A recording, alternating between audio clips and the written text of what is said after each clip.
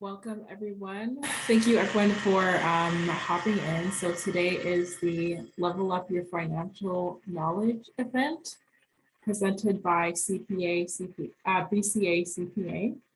And the speakers we have today are Bola and Adebola.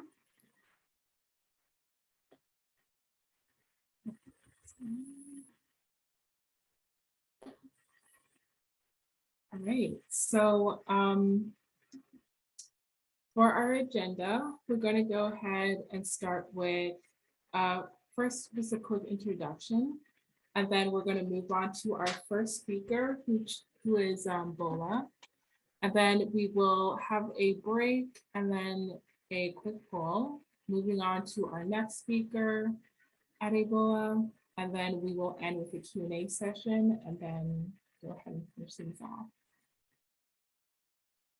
So, BCA CPA. So this is the name of our group. So the Black Canadians, Africans, and Caribbean Professional Association Incorporated.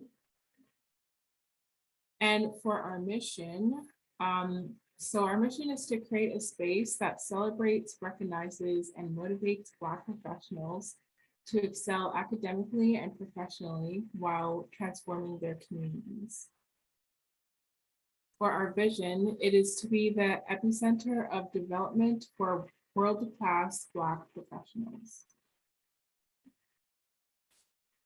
And for our values, we want to inspire the next generation of Black people in the community, especially the children and youth, equipping Black people in our community to be professionally prepared for the workforce in North America and providing holistic care and support to the Black community.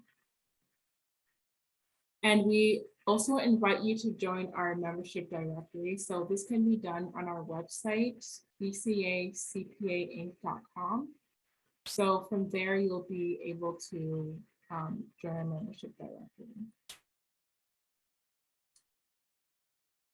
All right. Here. So we can go ahead and start with our first speaker, Bola. So she is currently the Senior Manager of Cash Management for CIBC, and she is highly motivated and dedicated professional with a verifiable track record of providing effective solutions. And her topic is, Dear Money, what would our future look like? So I'll go ahead and hand it off to you. All right, thank you so much. And just give me a minute, let me pull up my screen. I guess I can share again.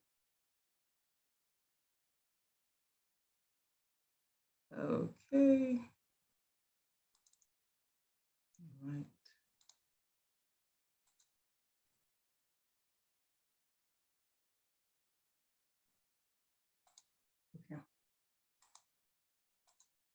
Okay, just checking to see if you can see my screen. Okay.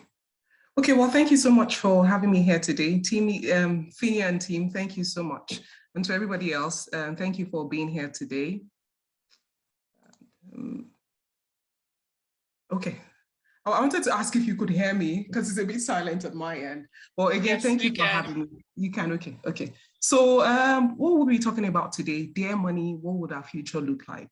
And the reason I like this is something that initially earlier in my, just some years ago, it gave me probably sleepless nights, but I still think about my future. I still think about money all the time, but it's less, of a stressful experience for me. So I thought, let me share some of the things that I've learned on my journey with you today. Okay. And again, I'd like to say thank you to everybody because the weather is so nice out there. I remember coming into the house, I'm like, I'd like to go for a walk, but people are sacrificing their time to be here tonight. So thank you for that. So today I'll be taking a few polls and that'll be during the session. And I'm hoping that TC can help me with that. And what I'll do is I'll try not to spend too much time on the slides. I want it to be as interactive as possible. So I probably won't do more than 30 minutes of talking. I'd like to hear from people. I'd like for people to share their perspectives.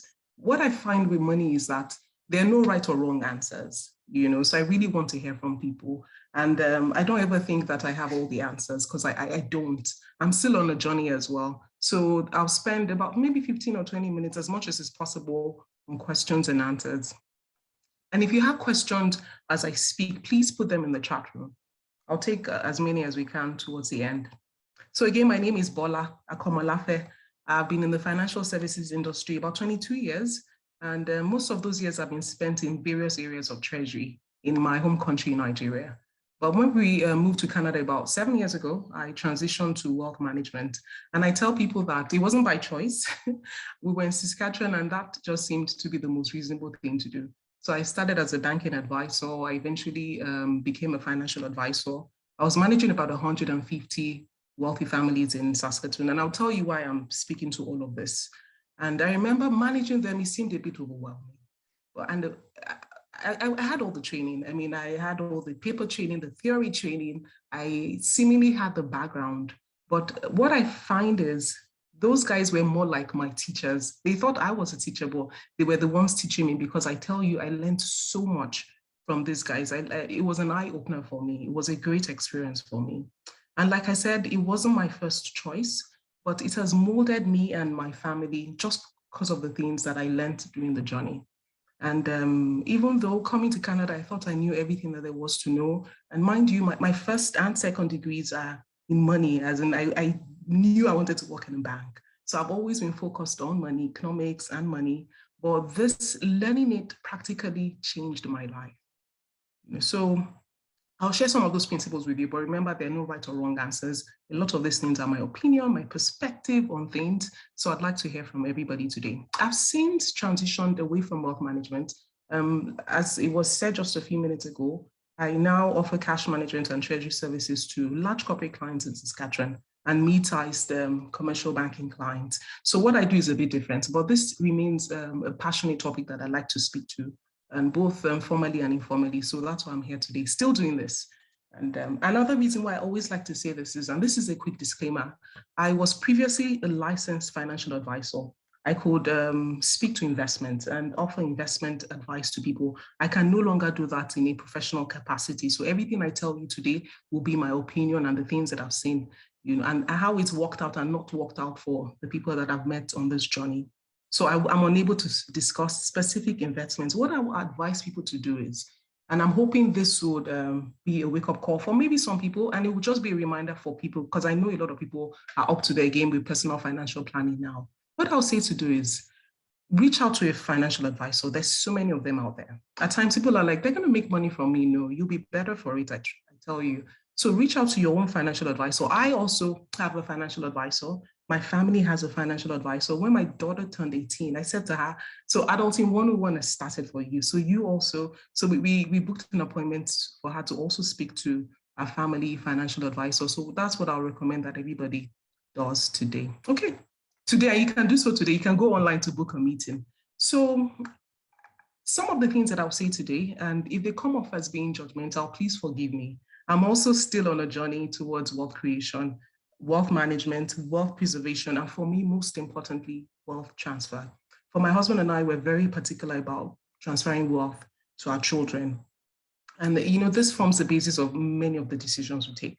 It's always about what do we leave for the children, so that's very important to us. So we'll talk about that in a bit.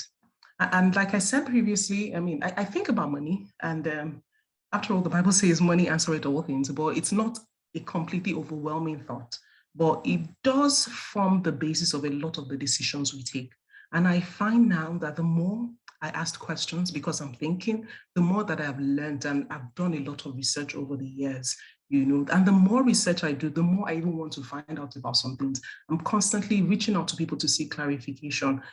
I'm passionate about this because I'm like, okay, if others have done this well, maybe I can learn from them. So I'm a lifelong learner when money is concerned, but in a different way now, especially in the last few years. Okay, and there's something that I'd like to share with us. There's someone that I follow very closely. His name is Ramsey, and there's something he says, and the first time I heard it really stuck, he says, personal finance is about 80% behavior. It's only about 20% head knowledge. I tell you, I'm a living example of that. I had all the knowledge, I had the theory, but the real personal financial planning, How to get it right is simply 80% behavior. It's just the way you choose to do things.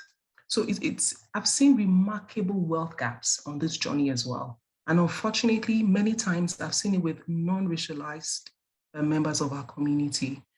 I've seen it with immigrants, and at times it's easy to think, oh yeah, maybe these are systemic issues. It looks like things are just stacked up against us. The system is, all just not working for us. But what I find is most of the issues related to money, I find there's some systemic issues, and we'll look at that in a bit. But most of these issues are simply tied to culture, the way we do things, just the way we are, right? They're from behavioral issues. That's what I find. And I'd like for someone to take me on in a bit. Okay, so these are the things we'll be talking about today. We'll talk about where we are today. I feel that's a great place to start. We'll talk about money myths, the things that we hear all the time, probably have formed us. We'll talk about money misunderstandings, and hopefully people can create an action plan. And if you think I'm moving too fast, Titi, please help me with that. But I really want us to cover as much as possible while still leaving room for questions and answers. Okay, so where are we today? And I think this is a really good place to start. By this, what I mean is, what is your personal current wealth status? When I say that, I mean, what's your balance sheet? And a balance sheet is very important to people. People, when they think of a balance sheet, they think of businesses. But I tell you, we all have a balance sheet, and it's very simple. It just means what do you have on your asset side and what do you have on your liability side. That's what it means. And I'd like for all of us very quickly, and I won't mind us spending a minute or two here. If you have a piece of paper and a pen, can you just try to figure out what your balance sheet is? While you're doing that, I'd like us to just do a quick poll. If you can put an exact dollar figure to your net worth, before you put anything to paper, if you can put an exact dollar figure to it, can you please indicate with a thumbs up? If you think you can, you know exactly what it is. You know what your net worth is. If you take your liabilities away from your assets, you know exactly what your net worth is. That is your net worth.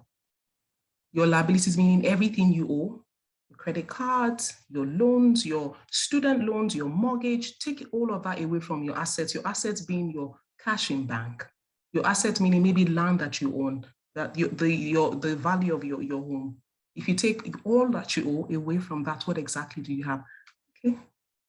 Can anybody check for me so I don't get distracted by that? Because I don't see any thumbs up.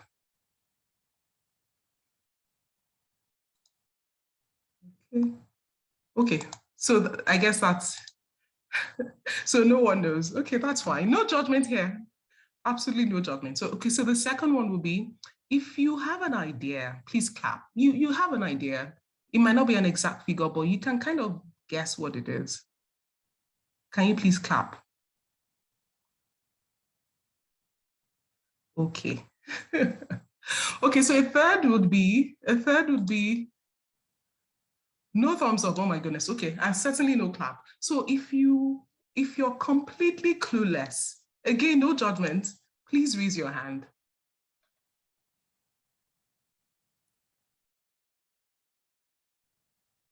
Completely clueless. Okay. Oh, somebody clapped. Okay. Okay. Is it safe for me to assume that if only one person clapped, there was no thumbs up, that the rest of us are clueless? Is it possible?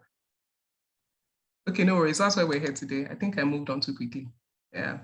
So a good assessment of your net worth is important. Really, I tell you, it's a good place to start. And at times, it's not always bad news. You just need to know. Once you know what your net worth is, you know what your next plans should be. You know what to do. You know if you're running into trouble. You know maybe you need to loosen up a bit more, spend some more money. So it's not necessarily a bad. It's not. You shouldn't feel bad about what it is, but you need to know. That's a good place to start. So my ask from everybody here today, and I don't want anybody to give me a response just yet. Where exactly is your army of dollar bills? And I call it an army because at times we think money is just that instrument that helps us to get a bag, groceries, and all of that. No, that dollar bill for you can be an army. It depends on how your army can be strong. Your army can be well equipped. Your army can have all the resources required, because I tell you, every day we're constantly fighting a battle against the system. And not, when I say the system, I don't necessarily mean the banking system, because I know some people will be like, oh, but you work in a bank. No, it's about the system, right? So because the system is designed to at times make us comfortable, but it's not designed to make us wealthy. You are the one that will take that decision. We'll talk about that in a bit more. And, we already probably know that I'm not talking about income here, because we know what we earn. You see your T4, you know what comes into your account bi-weekly. So that's absolutely not what I'm talking about. I know a lot of wealthy people that, maybe not a lot, but there are a few wealthy people that earn really well, but their net worth is very, very small. So it's not about that. I would like to move on because of time, but please, as we speak, if you can still write on paper what you think your net worth is, will be fantastic. Okay, should I move on? I won't give us time. We can do it afterwards. Okay. So as you think about your current status, what I'll say is let's talk about some more things. Anytime you think about your net worth, are you thinking short-term or long-term? Just a thought. And I want you to hold that thought. Are you thinking short-term or long-term? And we're all probably aware that the decisions we make today will have an impact on our future tomorrow. Our future, whenever that future is, our tomorrow. So tomorrow is never the right time to get it right. And the reason I say this is because when I tell you about CIBC and my journey in wealth management, it wasn't always wealth management from the start. I was a banking advisor. And on that side of things, I saw a lot of clients that in their hearts, their desire was really to be wealthy. Some of them earned really well, but they just couldn't make it happen because it was always about tomorrow. And I'll have conversations with people and say, I want you to open this tax-free savings account today. And they'll be like, yeah, I'll come back next week to do it, But on the other side, I met clients that, and I can't speak to the details, right? But I met clients that started the journey when they barely had anything. Some of them started from $10 a month, $100 a month. And I saw regular Joes become wealthy because they started when they ought to have started, okay? So like I said, no judgment, and there's still always hope. And we already probably know the tricks. Everybody knows, they've told you to open a savings account. You probably already know they've told you to set up a tax-free savings account and a retirement plan. We all know that. We all know how to grow wealth. It's just to set money aside every month. So I won't talk about all of that. But what I can say to you is our future self is always perfect. It's always about, I'll save for retirement tomorrow. I will lose weight tomorrow. I'll call my parents tomorrow. But my ask from us today, if you do not remember anything else, my ask is please start today. And I'm not here to represent CIBC. It doesn't even have to be CIBC. It's not about maybe somebody's making commission or whatever, anything off you. I tell you, just start today. Even if you think you're making mistakes, start today. I remember taking my daughter to the bank to set up our own banking. I said to her, the best way not to think about it, the best way not to get emotional about it is just set money aside every month into 1, 2, 3 investment vehicles that I created for her. I said, by the time you see your money grow, you won't need me to come back to tell you anything. It gives you such a push. It really drives and motivates you. And that's what she's done. She started the journey about 2 years ago. Right? So let me take a quick poll, another poll. So what's your plan for your upcoming tax refund? Our next speaker is going to talk about tax today. So we all are expecting, and some people have done this earlier, so maybe they've already received their tax refund. So my first will be, if you already have a plan, please indicate by clapping. You already have a plan. I mean, you already have this, you've covered it. That plan could be to pay for debt, it could be to invest, it could be to pay school fees. Anyone to clap? You already have a plan. Okay. I don't see anybody clapping. Okay, so again, no judgment, but if you do not have any plan, just indicate with a raised hand. No plan, absolutely no plan. Okay, I see a clap, thank you. I see a clap, okay. Well, that's a good one that you have a plan. Can I safely assume that everybody else does not have a plan? Okay. And I'm asking this because just know that you can have a plan for your tax refund, and you should have a plan for your tax refund. Like I said, it could be as simple as a plan to just pay off debt. That's a good plan. It could be just to invest. That's also a good plan. But there's a lady that speaks on money, and her name is Tammy Lally, and she says, as self-destructive, self-defeating financial behaviors are not driven by rational, logical minds. Instead, they're a product of subconscious belief systems so deeply ingrained in us, and they shape the way we deal with money. I know this sounds very heavy, but it's just the truth. It's not about the system being stacked against us. Many times, it's just from our self-destructive, self-defeating financial behavior. And it sounds very strong, but that's the unfortunate truth. And it's not intended to be judgmental. I remember that I said I've been in the industry 22 years, yet I just didn't get something. It was like there was a veil covering my eyes until just some years ago. So as I speak to you, I'm speaking to myself, and I'm on the journey as well. Okay, so more stats. So the system does, it could seem like it's stacked against us, but I tell you, the economic and social effects of debt can have serious long-term repercussions. Why? It says for the average immigrant woman, she earns 63 cents to every dollar a white man earns. Even thinking about that is troubling. So that's the system. Then you're battling with issues where there are events, there are things you need to do, and because your culture says a certain thing, you have to do it a certain way. It also says that stats now, it says ill health, mental health difficulties, and bankruptcy are usually caused by issues around money. I tell you. And it says, since the pandemic in Canada and the world, many business and personal lives have changed immeasurably. In fact, post-pandemic, Canada has made debt levels higher. Initially, I thought it was going to be more savings because people, Trudeau dished out quite a bit of money, but the reverse is what we've seen in debt. There are higher debt levels now. And it's sad. I know I'm already waiting for the numbers, but I can tell you for sure, by the time we have numbers for this year, with higher interest rates, debt levels will be even higher. So there's also the added complication of inflation rates, higher energy prices. But let me move on to another question, and I'm hoping somebody will give me a response here. Who can guess what the average Canadian debt is? Just the average, just a number. You can put in the chat room. What do you think it is? I'm not talking about mortgages, just unsecured debt, money on a credit card, student loans. What do you think the average is?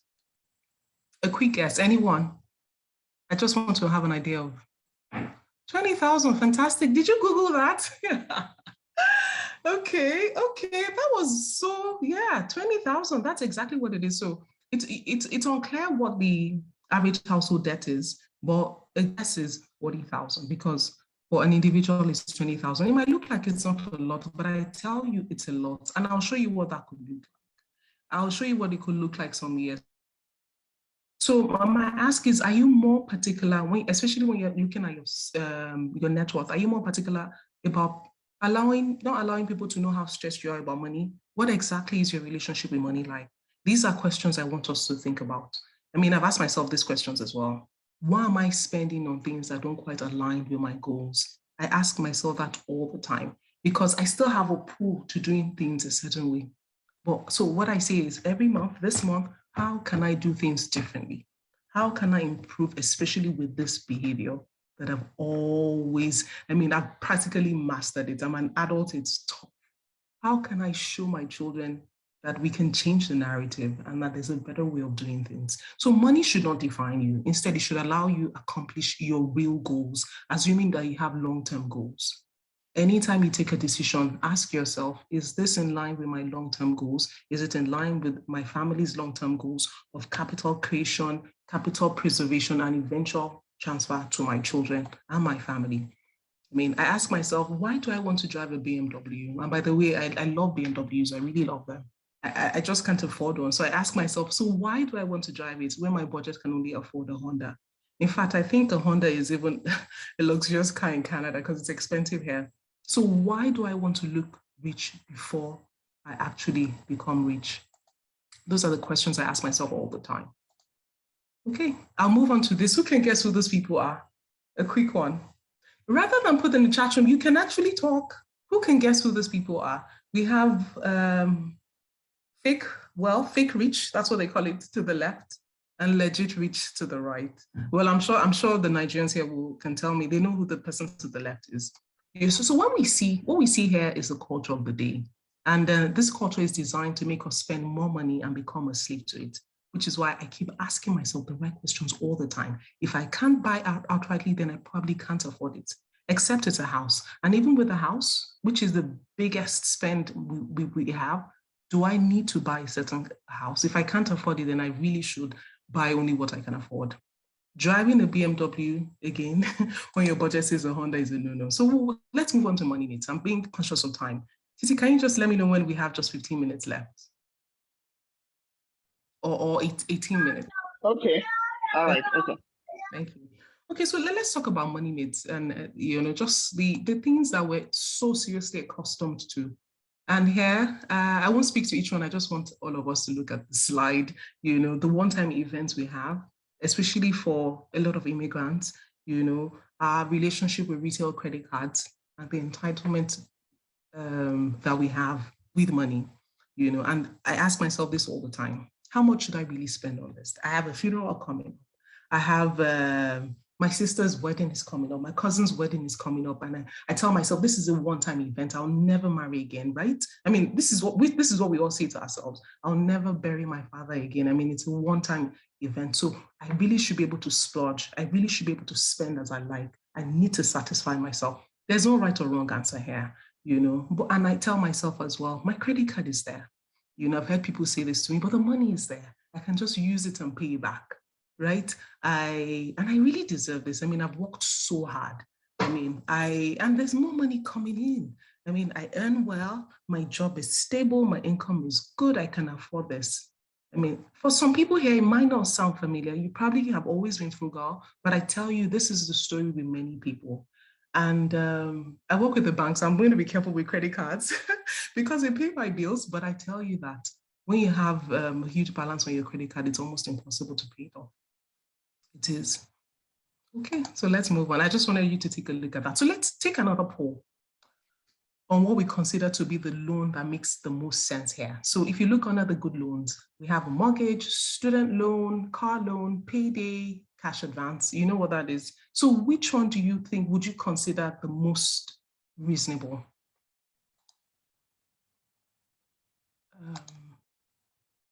It won't be a poll. You can just put what you think the right one is in the chat box. Mortgage, yes. The mortgage. Okay, that's fair. The mortgage, yeah. For a lot of people, really, some people will say a student loan as well. But what I tell people is that with a student loan, I think we have 18 years to plan, especially for younger people that come into Canada younger. You should have started with an RESP as soon as you had that baby. You could have started when the kid was 6, 7, 8, or 10. These are the questions you should ask your bank. When you go to the bank, they have plans. At times, if you don't ask, they won't tell you. You should ask them, can you help to create an education plan for my children? Those resources are there. They will show you how much you need to set aside. You should be taking advantage of RESPs. And I'm not selling. You should take advantage of them. Take advantage of the match by the federal government. You can start early. And I tell you, if you start early, you probably will not need to draw a student loan, especially for those that come into Canada a bit younger. When you come in a bit older, it's a bit different. Yeah. So yes, your mortgage seems to be it is the biggest item for a lot of people. And I'll probably agree with you that it's probably the one that makes the most sense, but we need to be careful here. This is where we actually need to be the most careful. I remember when I started in the bank, they'll tell you, we'll ask questions that if you want to save into your tax-free savings account, for instance, even if it's a savings account, you can we'll ask, okay, so how much do you spend on coffee every day? And for some, $2, $3, $4, $5. So that, if you multiply by 20 days of the month, you can set that aside every month. That's very good. But what I find is a lot of people are spending at times $400, $500, $600 more than they ought to in their mortgage, whereas that could have easily gone into an investment. So it's not always just about Tim Hortons. It's about those big ticket items. We won't even talk about cars just yet. So for some, spending 40% on a mortgage payment, and it's easy to do that because if you go into the bank, the way we qualify you for a mortgage is we say, we use your total debt service ratio, amongst many things, but that's a key one, the total debt service ratio. So we'll allow 40% of, you can owe up to 40% of your total income. That is what the bank says, but you need to assess what you can actually afford. Have you put property tax into consideration? Have you put insurance into consideration? Have you put the expense of owning a home into consideration? That can easily take you to 50 or 60%. So I tell people, you need to talk to yourself and dial it back. It shouldn't be the bank telling you what you can afford. You need to take that decision by yourself. Let's see if we'll have time to talk about that in a bit. Okay. So for many Canadians, money worries are the greatest source of stress. It is more than work, it's more than personal health, and it's more than relationships. In fact, research shows that 48% of say they've lost sleep because of financial worries. Very easily avoidable situations. 44% say it will be difficult to meet their financial obligations if their pay is late, just 2 weeks. That's a tough one, okay? So what I'm asking for us to do today, as much as is possible, is that we change the narrative. That's what this is about. That's what this is about. So enough of the bad news. Let's move on to some good news. Like I said, I won't discuss investments, but I thought to share this quick story with you. A lot of people probably haven't heard of this guy. His name is Gorin. He was Buffett and Munger's partner in Berkshire Hathaway. You know, Warren Buffett, one of the wealthiest in America or in the world. So he started with them in the early 70s. And according to Buffett, Gorin was a very smart man. But unlike his other two partners, he wanted to get rich quick. So what he did was he borrowed money to invest in the stock markets. And during the market crash in the 70s, he panicked. I mean, he was highly leveraged. He was on margin loans, so he had to sell. So what he did was he sold his stocks, his ownership of Berkshire Hathaway to Buffett at $40 per share, just so he could get his money back and pay off the loans that he had. And I tell you today, each stock that he sold for $40 at the time is now $430,000 per share. In Buffett's words, he says the stock market is a device for transferring money from the impatient to the patient. So 100% of people make money when they buy and hold. So I tell you, anything I say today, I'm not encouraging people to be short traders. It works well for some people, but the people that I have met on my journey were not traders. They were just regular Jews that were just very patient, and they made money over time. And that's what we call the power of compounding returns. It works well. It's early. It's better you start early, but if you're not able to start early, I tell you, start today and you can. It's not for the special, anyone can. So that's what I'll encourage us to do today. So let's look very quickly at some ways to show you how wealth creation can be easy. And I tell you, it's easy. You don't have to be smart. There are too many platforms out there that can help you get started. You can walk into the bank, just start. What I say to people, the first thing is make sure you have emergency funds. That way, if anything goes wrong, if you lose your job, you have to take a break, maybe because you're not feeling well, a bit of savings somewhere. So you should still have savings, right? Another thing is make sure that you use time to your advantage. Make sure that you have a regular plan. Make sure you're making something happen all the time, okay? Let it be a regular plan.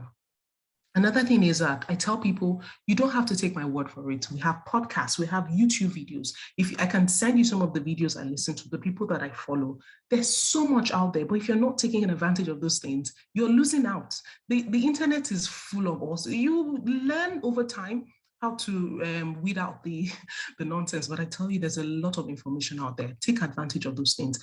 And investment in knowledge is invaluable. Okay. Then I tell people another thing is pay yourself first. Do not ever let the bank don't let your mortgage payment come out before you set money aside for yourself. Do not let the insurance, whatever it is that you pay for, you pay yourself first. Otherwise, if you allow the others come first, you will never have enough left. Okay, so a Swedish proverb says that he who buys what he does not need steals from himself and his future. Food for thought. So are you making money while you're sleeping? Because I tell you, for a lot of us, especially those that are older in their 40s, how many more years of work life do we have? So your money, your army of dollar bills should be working for you while you're sleeping. Do you have a budget? I use the Ramsey's budget, it's online. The Ramsey should pay me, really. It's called the Ramsey Solutions, and I encourage people to use this. And you can just use a spreadsheet. So please take advantage of your employer's stock purchase plan. Very important. Do not leave money on the table. There's always a stock purchase for a lot of companies. What some of them will do is it could be 3% of your basic income. And at times they'll ask you to invest 3% and add another 3% to it. For some of them, it's a retirement savings plan where they match your retirement plan. If you do not sign up, they will not give you any money. Okay, it's very important. Even if you feel, oh, I won't be with them long term, who knows? You never know. Just start. If you're not there with them for long enough, it will not be vested, but at least you will get your own investment back. And I tell you, a lot of these companies, they already have a relationship with some of the investors such that you're paying very little in fees. So it's great to take advantage of it. Okay. So another poll carried out by CIBC, it won't be me making you do this poll thing anymore. It says 31% of people between 45 and 64 have zero saved for retirement. You can say more, these guys are not smart, but I tell you, it can easily be you. So what I say to people is, please do not ever be in the stats. Do not be, especially for immigrants. The average immigrant that comes to Canada can no longer get full OAS, old age security, and CPP. It will not be full. I came into Canada when I was almost 40. I don't remember. I mean, my late 30s. I can't get it anymore. It's too late. So I need to reassess my situation, and my plan should be well suited for considering my situation. So we need to be mindful of that. We're late in the game, so we need to change our strategy. We need to do things a bit differently. So I encourage everybody. I mean, for some, you need to retool in order to make more money, because at times people will tell you, I've checked everywhere, there's just no money to invest. Then you might need to retool so you can start earning a bit more. And for some people, they might just have to be a side gig. Okay. This, to me, is very important. I'd like for us to take a look at it. So what I've done here is, and before I talk about the numbers, some of you will probably be familiar with S&P 500. It's a stock market index that tracks the performance of the top 500 companies in the States, and it's listed on the stock exchange. So we have a few fund managers that they just copy the performance of the S&P. So what I do is, for me, this is a benchmark on what my return should look like every year. And it's been put at an average of, the performance has been put at an average of 10.5 since its inception in 1957. Its annual total return in 2021 alone was 18%. In 2021, in 2020, 18.4%. So if you had 100,000 in the S&P January of 2021, at the end of the year, you would have finished with $118,400, $700. It's been that good. And these are the companies. We all use Apple phones, we use Facebook, they are all there, okay? So this image, and I'll look through very quickly, and I hope you can see it. So what I've done here is, I've shown you what your money can do for you if you start early. If there's anyone on the call that is 25 today, a lot of Canadians retire when they're 60, 65. So you're 25, you start working, and you set aside every month, just a mean to the average person. It's probably money that goes to SGI. It's probably money that you spend going out with, that you spend on a Friday night. It's probably that. For a lot of us here, you will not miss $150. So you start setting aside $150 every month from the time you turn 25, and you decide to retire at 65. That's 40 years, right? That at the end of retirement will give you $1 million. That's what it is. And what I've done is, the reason I started with S&P is I use the average rate, which is just regular investing. S&P is not wild. It's not like Tesla. It doesn't give you great returns. It's usually very moderate. You have some years that are good, some years that are not so good. That is what it will give you, $1 million. See that? And can you see the contribution was just 72,000? So this person only set aside 72,000, but that end balance is 1.1. Even I can barely see it. It's 1.1. So what I'll encourage you to do, please do not take my word for it. There's what you call investment calculator. Google will do that for you. You run the numbers by yourself. So what I did was, the second one shows you someone that comes into Canada at 40, never invested, has no money. The person is, 40 years old, and the person wants to retire at 65. And the person decides to also set aside $150 every month. Can you see that the person would only have $216,000 left? But as far as I'm concerned, it's never too late, right? But there's an implication of getting into the game late. So you now decide, okay, 150 won't cut it for me. I need to step up my game. So still, your return rate is 10.5%. Remember, this doesn't put tax into consideration. These are just regular numbers. You can run real numbers by yourself. This person, in order to be able to also achieve an end balance of $1 million, in order to be able to retire with $1 million, will need to set aside $750 every month, rather than the $150 of that younger person. So this game is, if you're young and you're on the call, I tell you, time is your friend. Time is your friend.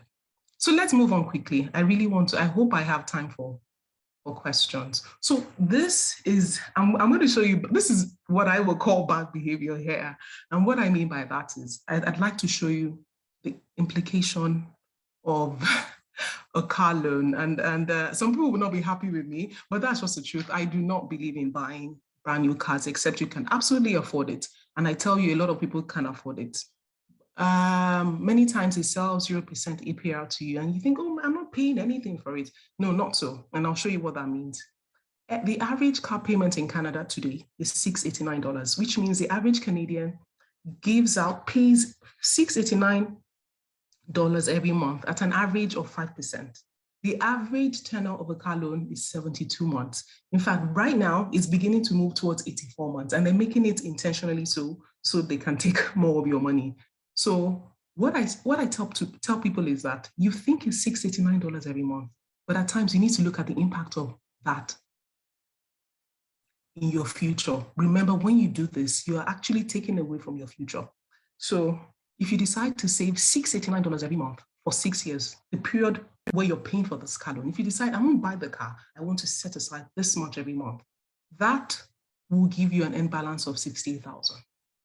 That car you're driving, I tell people, at times that car, because for a lot of people, they roll it over. Many times people have that brand new car every 6 years. They keep rolling it over. They keep, there's what they call the trading in, right? I tell you, for a lot of people, it's your daughter's wedding at times. At times, it has far-reaching impact, I tell you. I think it's simpler, and this particular one is my opinion. I think it's simpler to just save 5,000, 7,000 or 10,000, drive into a store and buy a car. That's my opinion. Please don't judge me for this. This is the way I feel about it. So at times it's not as affordable as you think. That car isn't 50,000, it's actually worth 70,000 to you, and so much more. Okay, so be sure it's not your children's school fees, because it will pay for 2 children's school fees as well. I hope I haven't shaken tables and offended people. Forgive me if I have, it's my opinion. So my aim is to encourage people to analyze and in some cases re-strategize. You might have done it a certain way for a long time, but you can change things, you can switch things up. Most importantly, let's pass on the right skills to our children, because they see the financial struggles. They see at times the bank letters. They see the balance on your credit card. They hear the arguments and they wonder why we didn't save for their college when we had 18 years of time. I mean, we had quite a lot of time, right? So let's remember the 80-20 rule. What I have at the bottom shows you how the impact of buying too much house. That's what I call it. I call it being house poor. But I'm proud of Nigerians, and especially, I'm sorry, those are the ones I know here, and quite a lot of Africans are thinking about it now, where they buy a house and they put a basement suite in their house. They simply house hack. I think that's fantastic. I think that's the way to do it. Okay. I'm trying to move quickly. I think I barely have any time, and that is it from me. If you have any questions, please go ahead to ask me. Thank you. Awesome. Thank you so much, Bola. Sorry? I was just saying thank you. Yes, we will have a Q&A session at the end. So okay. Yeah. But we are going to go ahead and just move on to a quick poll and then also a break. So we will come back at 6:50. Oh yeah, so you'll see that poll there. So if you can all answer that, and we'll come back shortly. Okay. Thank you.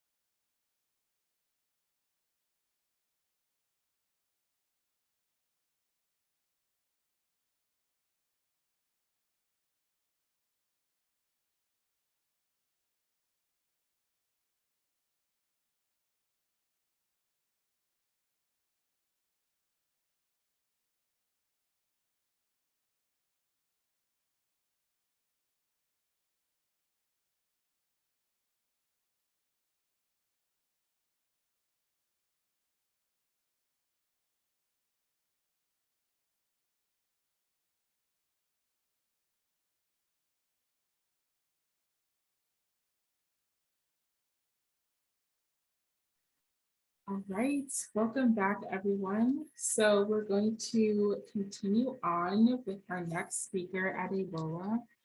So he has 19 years of experience in financial and agric sector and in a customer-oriented environment.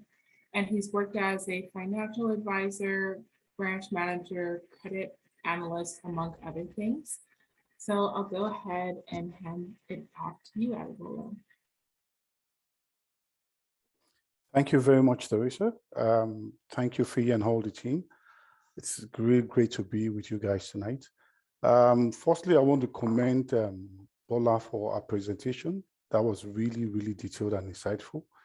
And I could see the passion with which she was saying it. And that is just it for somebody who has learned, over time. All right. Let me quickly share my screen so that we can move on.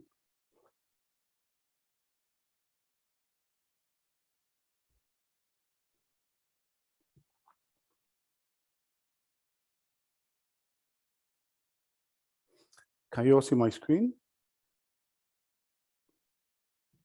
Yes. Okay, just 1 second.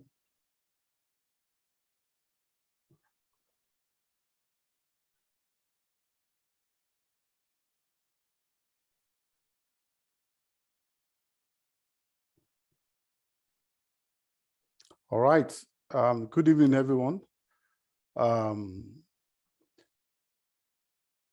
name is Adebola Bolaji, and I'm happy to be here tonight to really talk on, I think Bola has really said a whole lot of all I'm going to talk about today. She has given all the good insight and information, but I'm going to come from a different perspective. I'm going to more like even personalize it a little bit more so that we can really have all-round knowledge here. Because one thing I am also passionate about is information. There's a saying that information leads to transformation. It's the information you have, that can make the difference, and give you that kind of change you want. Because I also strongly believe that if we know better, we will all do better. So if you know better, you can do better. And it's all about just going to information. So I'll try as much as possible. My presentation is not that long, it's a short one, but I'm sure it's going to elicit a whole lot of questions and discussion, which is very important. And if you also have questions, please, you can put them in the chat room. And also, I know we are also going to answer 1 or 2 questions after the whole presentation. All right, so I'm talking about personal finance, budgeting, and investment. Now, we're going to look at what is personal finance, what is budgeting, what options are there, and of course, what are the consequences of not managing your personal finances.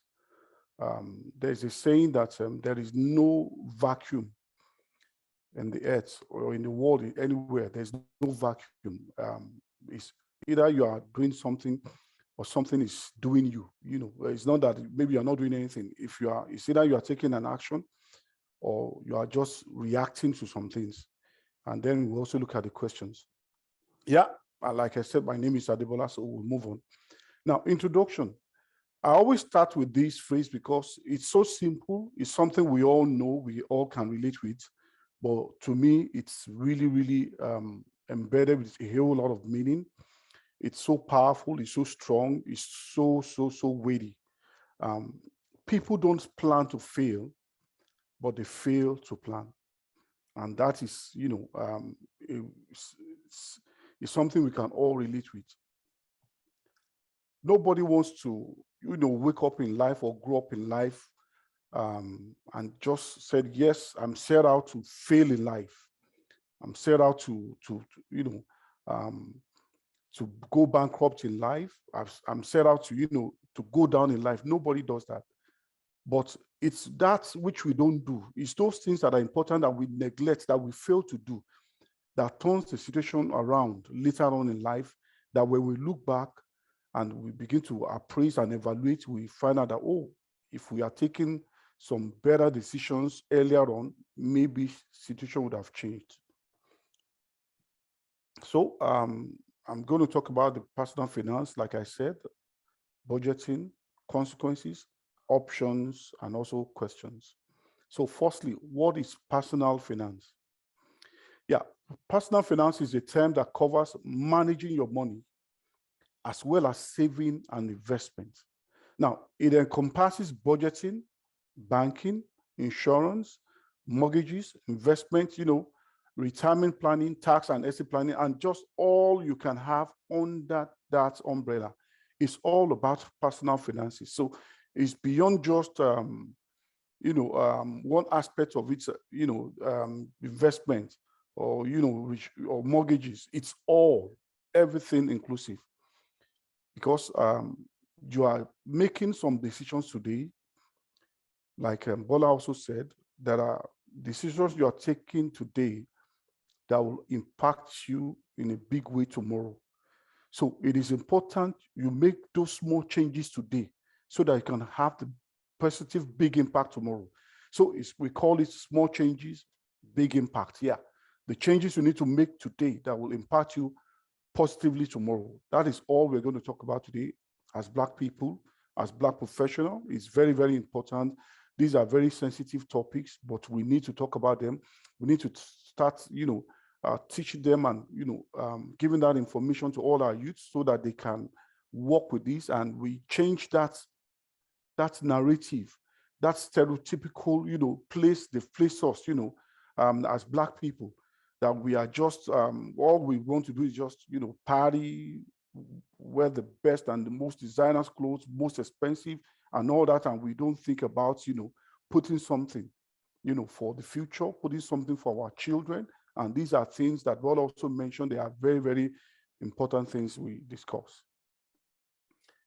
So quickly, we are going to budgeting.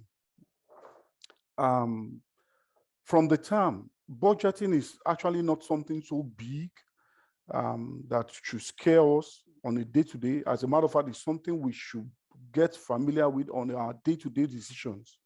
It should be part and parcel of everything we have, everything we do daily. When it has to do with moving our resources to some other things, we need to think about, the pros and cons of it. So budgeting in definition is simply the process of creating a plan to spend your money.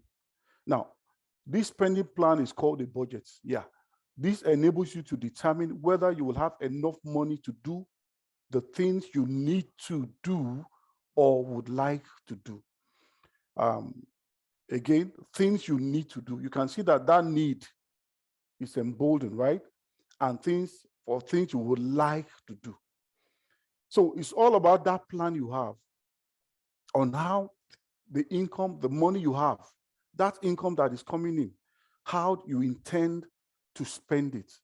It is important to pay attention to budgeting on a monthly basis, because, or even on a bi-weekly basis. Some get their income bi-weekly, some are even paid weekly, some are paid. So in as much as you get your phone, whether bi-weekly or monthly or weekly or bi-monthly, there must be a plan on how you must spend this money.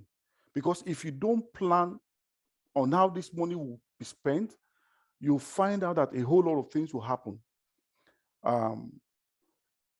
You might not be able to do those things that are very, very important, those things that you need to do now that can impact your future tomorrow positively.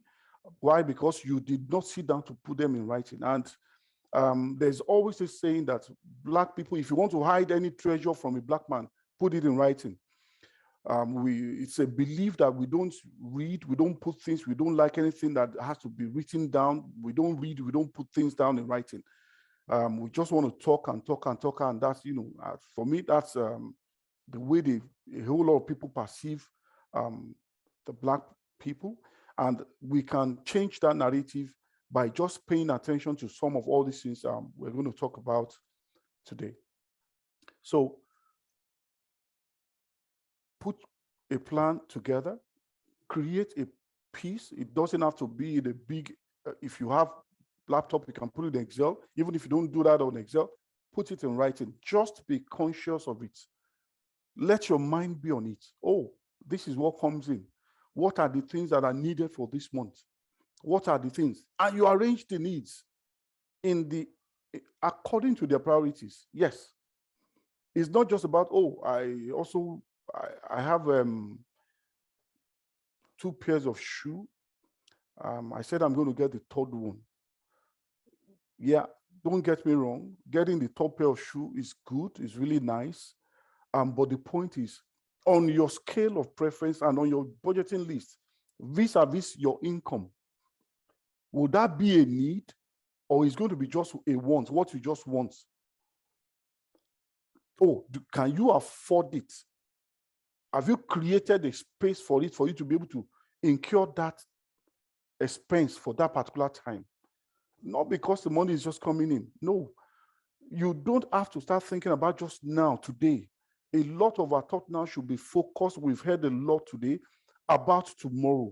What changes are we making today that can impact us positively tomorrow? So we're also looking at now, what options do we have there? And of course, these options are broad, and a whole lot have been said from the first speaker. 1, budgets. You must learn to live within your means. The stat says that for every $1 a Canadian earn, 3 to 4 years ago, I saw these statistics, that Canadians spend $1.2. For every $1 people earn in Canada, they spend $1.2. So already on a monthly basis, people are in deficit. Already they're in deficit of the next income. So before the next income comes in, there is already a minus 0.2 waiting to be absorbed. That was 3 to 4 years ago. Recently, that percentage has gone up.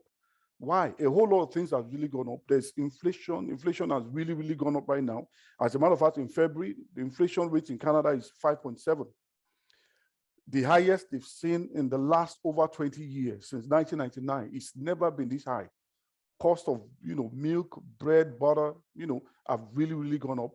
People are, struggling right now to really make ends meet. So this is not the time for you to just leave your income to whatever comes your way. Adequate plan must be made. This is what is coming in. What are the things that are very important? Where are the needs? I must have my needs. What are those things that are critical? Your rent, very critical, because those are necessities. The rent, the food, the clothing, and you arrange them in that way. So when all these are taken care of, whatever that is left, take us to the next point, which is saving and investing. You must learn to save for emergency. At the same time, you save for tomorrow. So there's a difference between saving and investing. Saving is putting some money up, aside in case of emergency, while investing is actually trying to create wealth for tomorrow, which goes a long way. So you must be able to put that out of that amount that you think is not enough. Oh, I'm earning I'm just being paid minimum wage every 2 weeks. It's not enough to meet all my needs. Oh, sure. Out of that amount that you think is not enough, if you are able to put yourself under discipline, something can still be saved from that amount. It's not just how much you earn. I think it's about the behavior. Bola said something, and I wrote it down. He said, see, 20% of all this is the knowledge, but the one that is impactful is the 80% behavior, the way we choose to do things, our attitude towards finances. That is the ultimate.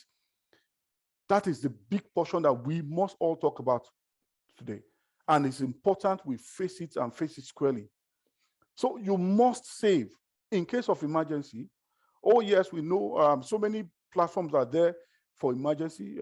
People have credit cards, people have line of credits. Yeah, it's good, really good, yeah. But I'm also telling you that there's nothing as sweet as, saving with all your own funds. And when the time comes, anything comes up, you're able to spend, and you don't have to worry about paying back. Yeah, it's easy when you are taking those cards and you are right there at Winners.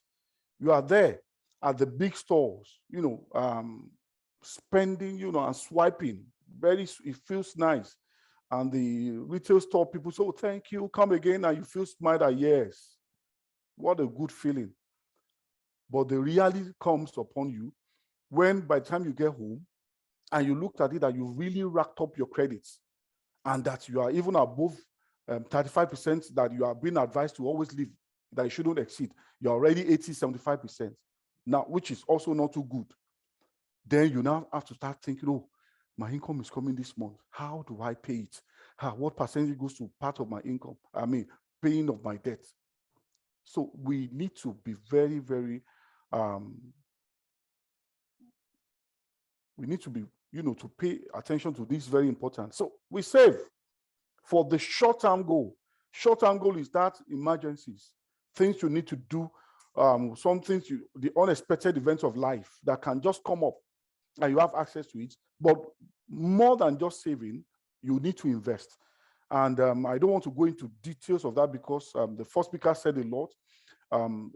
The government also put up a whole lot of plan to really help people invest for their tomorrow, so that when they are old, they don't have to start, depending on social services, and they don't have to rely on support and assistance from government or friends or families before they can live or survive. That is why you need to start doing that now. It's very, very important. It is really, really critical. The third point is what? Limit your debt. Many of us, we just feel like we walk into superstore, those big stores, and somebody just say, hey, hi, have you heard about our MasterCard? You get so point when you use it, you get times this of this point, it becomes a time you won't spend any money. Everything is aimed at making you taking that decision and taking that debt. Every decision, no matter how sweet they are able to talk that, the point is they want you to take additional debt. It is not every card thrown at you that you should take. It is not because they love you so much. Oh, my bank loves me so much. They just sent me a mail and they told me that I have been pre-approved again for a credit limit increase of $50,000. Wow. They really, really have my interest at that. Good. But the question is, in your circumstance, how much is your income? 1. 2, what do you need $50,000 for? What are you using it for? Are you just going to be using it for lifestyle purpose? To enjoy yourself so that you can go shopping spree? No. You don't have to take every debt that is thrown at you. You don't have to. It is very, very important that you limit the debt you have. That you go to this store and they are telling you, oh, we have a new way now. They can tell you that you can have a card so that when you purchase your earning points, that one is good, but that's a credit card. Something that says that you can now spend their own card as credit and pay back later on. Watch out for them. You need to watch out so that you don't have too many debts. Like I said, it's all about your own personal decision. It's your personal finance, and you must pay attention to it, because how you do it today can make you or mar you tomorrow, can wreck you or put you in a very good position tomorrow. And again, when you limit your debt, try and have additional source of income if possible. Oh, yes. There are others, the Bible says in the book of Ecclesiastes, chapter 11, from verse 1 to 2. So permit me to say this.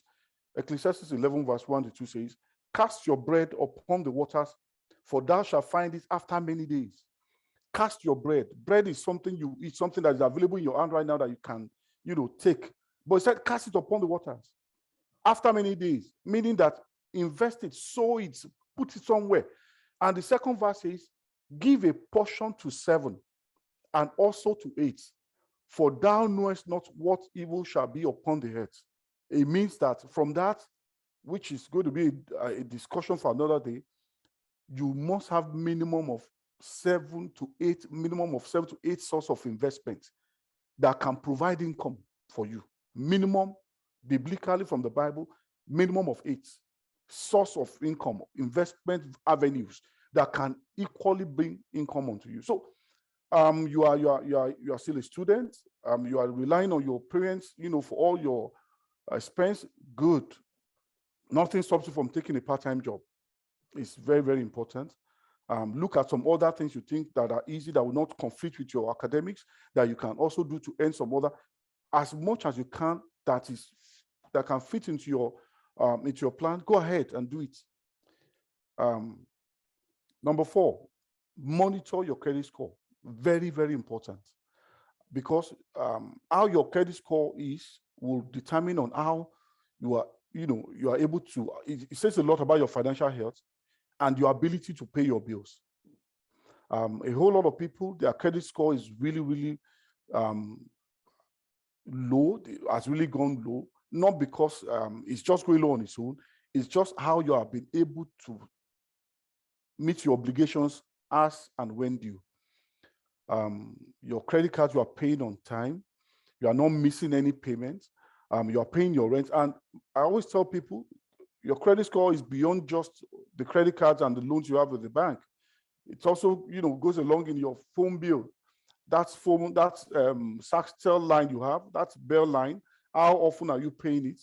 The sure access you have to your internet at home, are you paying that on time? Rents, all these are part of the things that,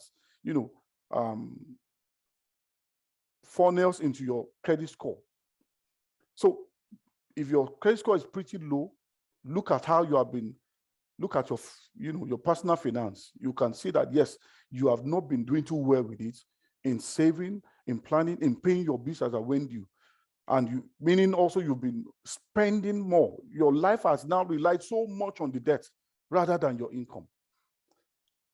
So we need to understand this very, very rule. It's very, very important. I always tell people, I say, you can start by taking this poll. How much do you earn in a month? Even if you have been paid bi-weekly, just times the total income by 26, divide by 12 gives you your monthly income. If you are paid twice in a month, just times it by 24, divide by 12 gives you what comes in a month. Have that line. I earn this X amount in dollars every month. And also on the other line, I want you to please write things you spend money on monthly that are standard, that are constant. I want you to start from the known ones, from the rent, to all the different subscriptions you have at home, to the lights, to water, to everything. Put them down and begin to add your groceries, begin to add your gas. These are necessary. Add. Most of the time, you find out that the list of what you spend every month is much more than the income you earn. And that is just the truth of the matter. Why? Because we don't always pay attention to them. We always just have it right there at the back of our mind. Okay, I can spend it, I'll just pay it back. You are not paying it back. You are rolling it over. You are revolving that debt. That is what most of us will do from time to time. So we need to ensure that our financial health is okay and we are able to meet our obligations to pay our debt as and when due from time to time.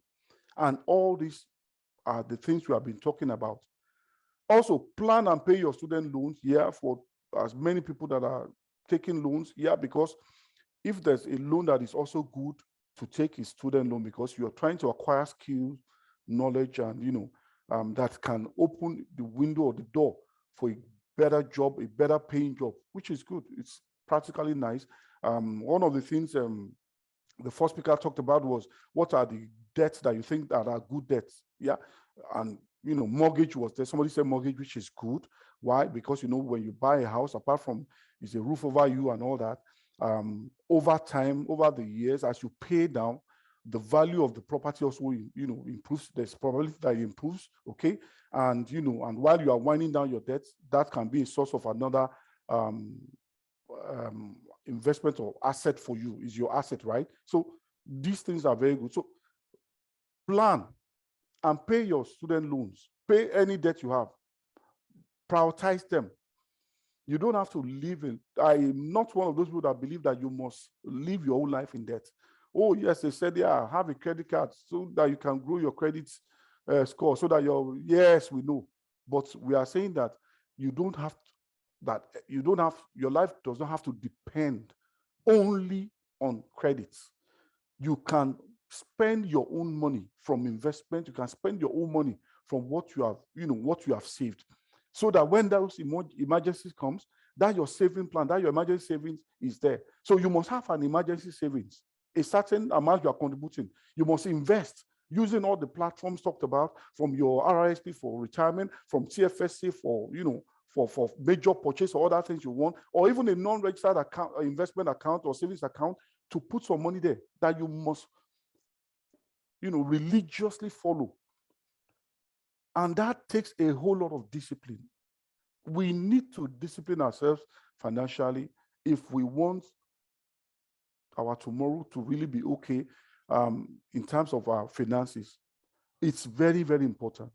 And also, like I said, plan for the future.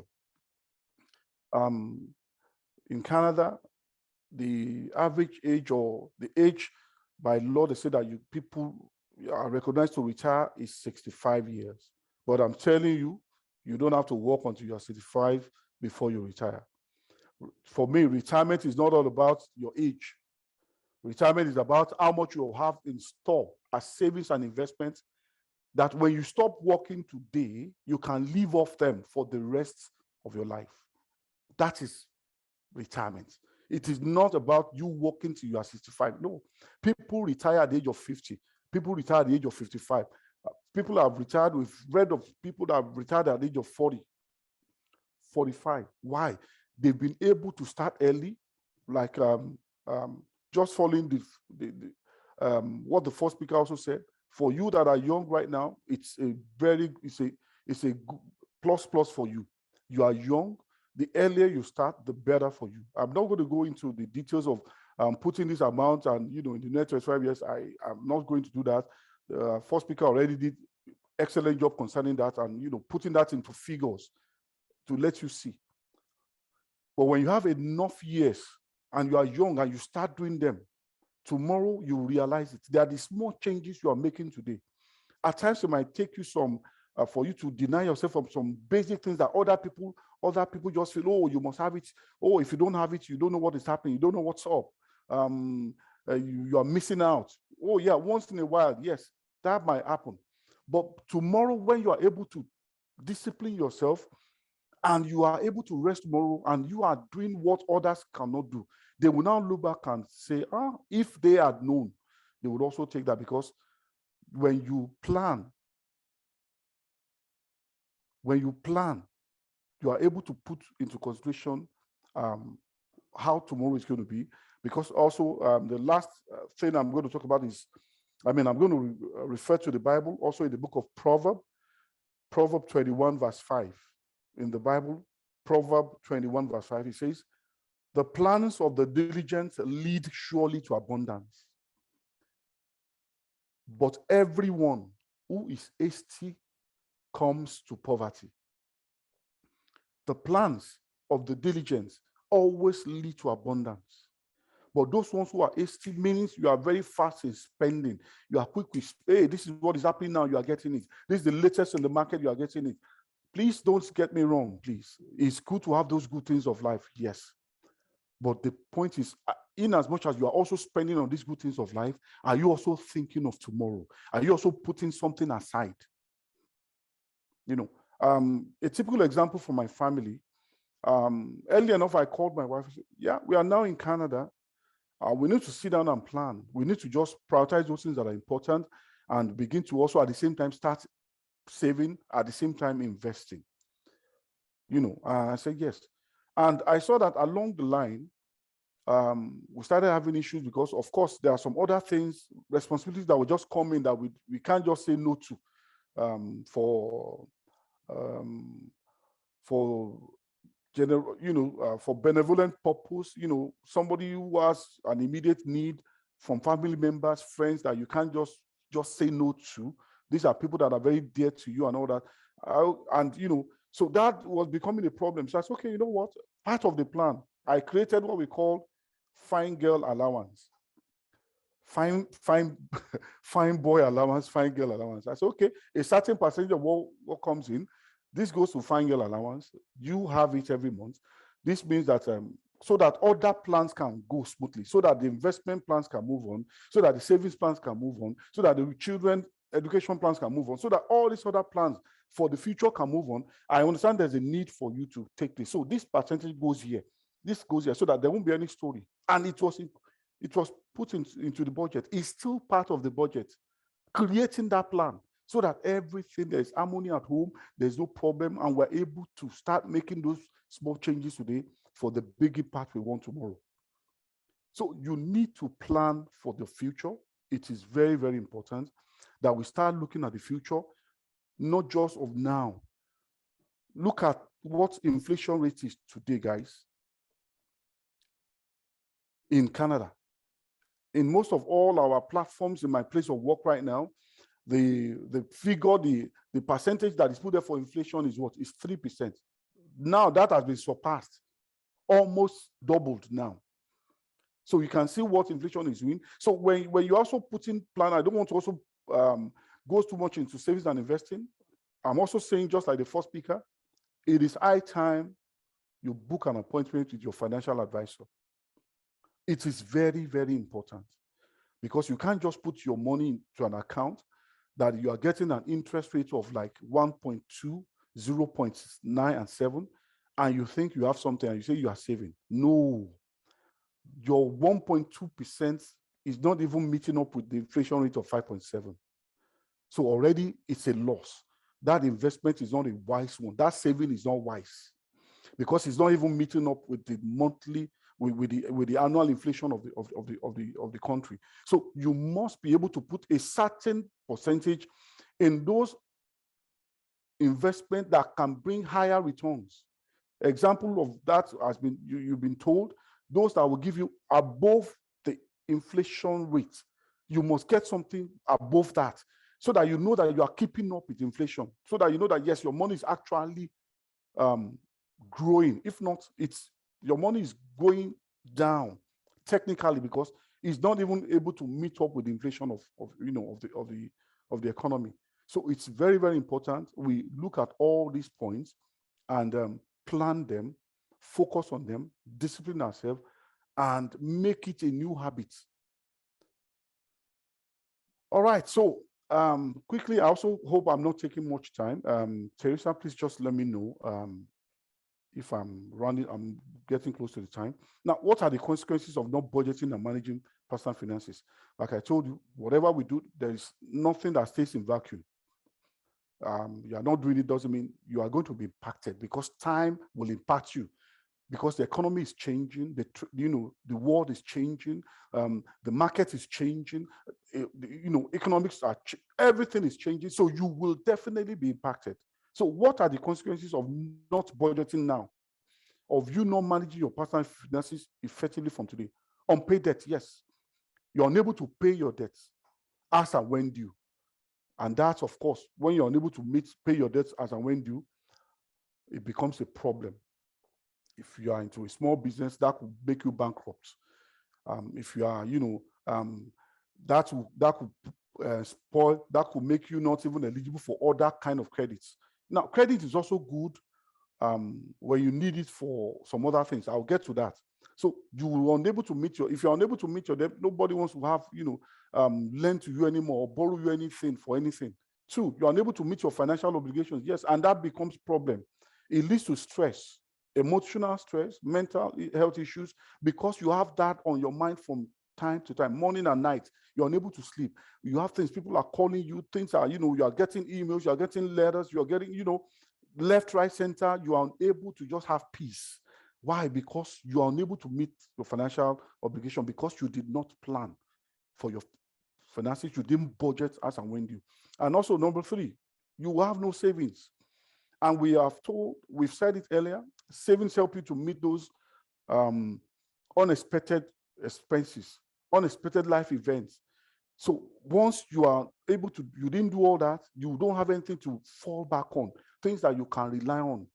You'll not be able to solve all those unexpected expenses, and you are unable to achieve your financial goals of getting this done, goals of, some of the goals, many of them we've heard today, planning for children's education, planning for their weddings, buying, maybe getting some other things,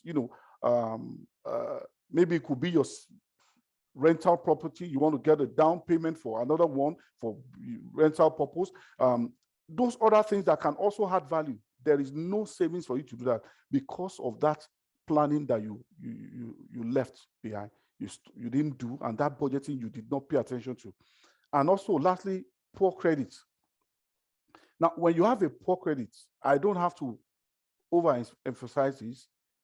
You are not able to borrow.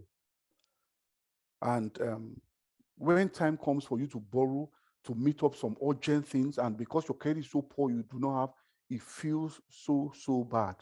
It's really, it's something that affects you mentally, emotionally. And also, there's something called leveraging. People borrow to invest. When they are borrowing at a very low interest rate, and they're able to put that borrowed funds into an investment that is paying, for example, not less than 9%, 10%, and you are borrowing at 3.2%, 4%, you have a spread or a margin of 6% in between. That is good thinking. That is good borrowing. Borrowing to invest at a good margin is called leveraging. But because your credit rating is poor, you are unable to leverage. And leveraging can really do you well tomorrow, because it's more like in some other scheme, they call it buying back time. Most of us that we came in at this age of our 40-something years, almost 40, we don't have that enough time to save for too long. So we can only take advantage of this kind of opportunity, leverage, take a loan, put it in investment, so that, we can buy back some time. And you won't be able to do that because your credit rating is really poor. So these are the importance of personal finances and budgeting that you need to consider on a day-to-day basis. You must just plan for them. It must be important to you. You must see them as everyday things you must, think about. Why? Because you want there to be a good big, you want to see a big changes in your finances, in your lot in the future. You don't want to depend on people or the government to support you or to assist you before you can, carry out your obligation. So it is very, very important we look at all this. So in conclusion, we have to be financially disciplined. We must learn to discipline ourselves. There will be a time after saving and planning that you can always take for some other things. From there you have invested, things are coming up, and you are on track, because from time to time, it's not just meeting your financial advisor once a year, once in 5 years. No, it should be a regular meeting, at least minimum of 2 times in a year, to appraise where you are, to look at where you want to go to, where you are right now, where you want to go to financially. What are those things that are important, in life that you want to achieve? How are you, to evaluate them? Are you on track? If you are not on track, what changes are you going to make? Are you going to increase what you are contributing? Are you going to reduce some of the expenses you are incurring that you can always do without? Those are the things. You must be financially disciplined. Secondly, you must start saving and investing today. It is never too late. This is the best time. And the last point is budget and live within your means. It is not every debt, credit card thrown at you, every opportunity that you must take. No. Budget within your means. Live within what you have. When you are disciplined and you save and you invest, a time is coming that you just live off all this and you just live a good life. Thank you, everybody. Thank you so much. And just thank you to both of our speakers for their informative presentations. I'm just gonna open up the floor for everyone. If you have any questions for our speakers, please feel free to unmute yourself or just add it to the chat.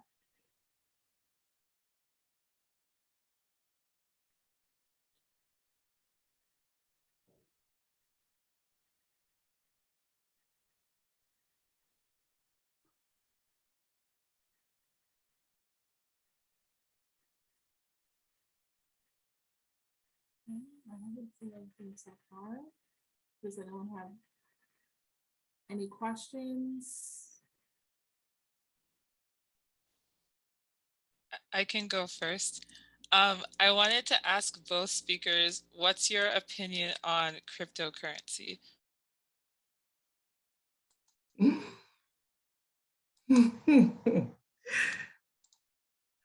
Okay, should I start first?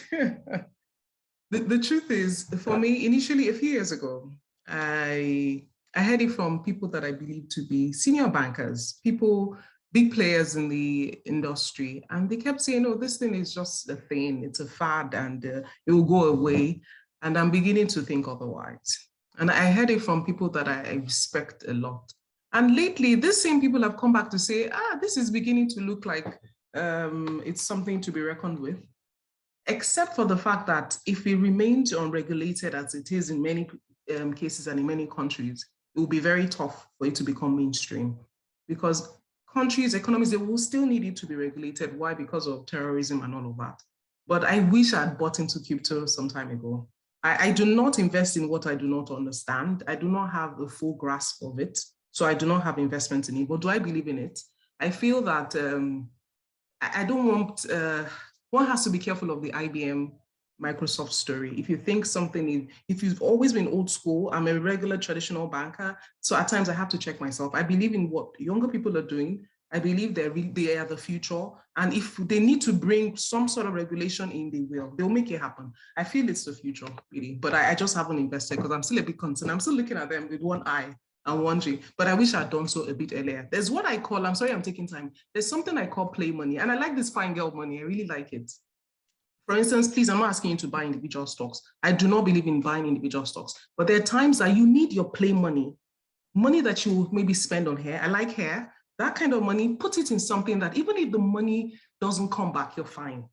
I feel crypto should be treated that way, as I did with Tesla. If my Tesla money never comes back, I've doubled it right now. If it doesn't come back, I'm fine, right? And I made my daughter do that as well. I said, if you lose this much, you're still okay. So I feel at times, put yourself out there. If the money doesn't come back, you're fine. That's the way I see it.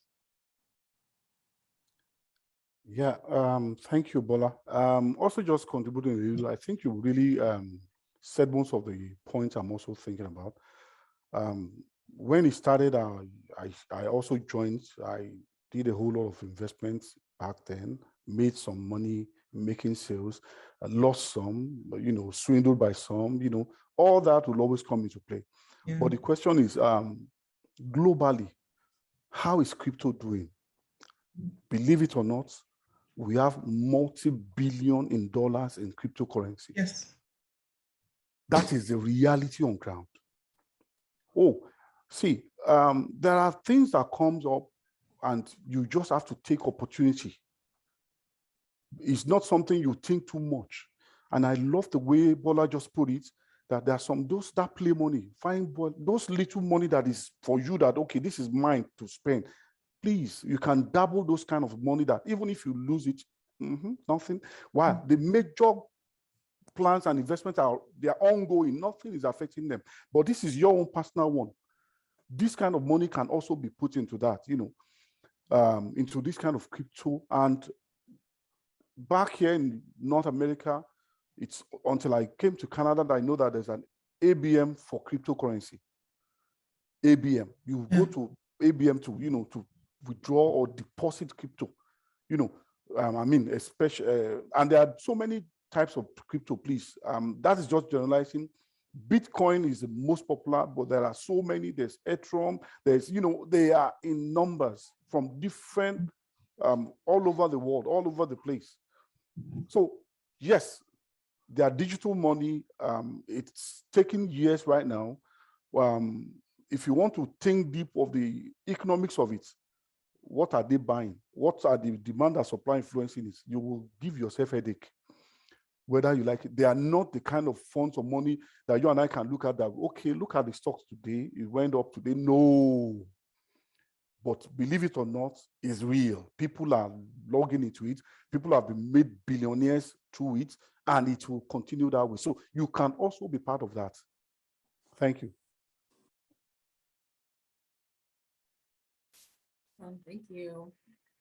And we just got a question from the chat from Richard. So what's your advice on tax planning? I thought Mr. Bolaji was a tax expert. I was going to ask, are you? Because I'm not.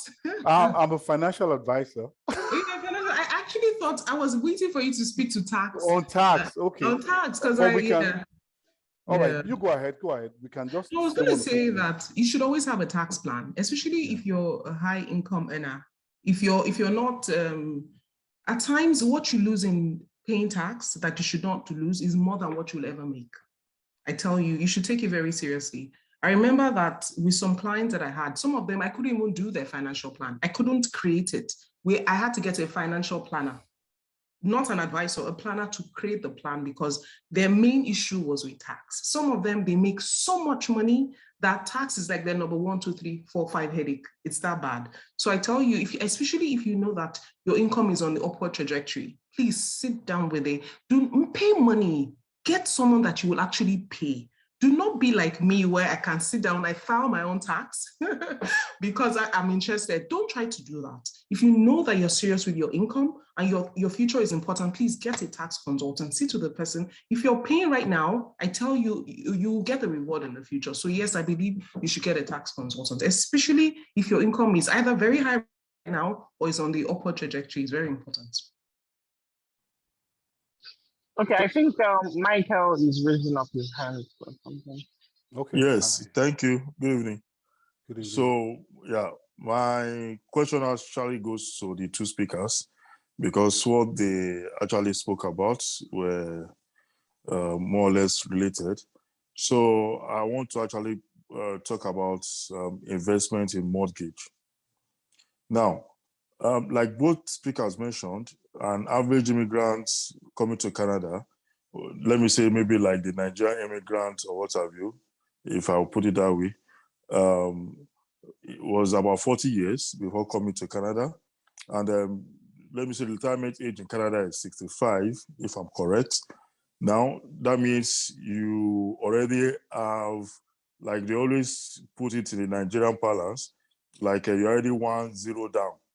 So I want to now find out, like, now for an average person, a 40-year-old who has like a savings of like about $25,000, and he wants to use that as a kind of a rainy day emergency fund.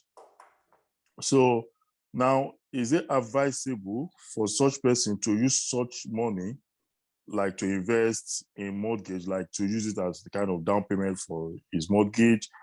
And when doing that, that means that it goes back to zero. And to build up such funds again is not that easy, considering all the inflation rate and what have you right now. So is this something advisable, or you advise the person to hold on and keep such money as savings because of rainy day, and maybe continue paying rent for as long as possible?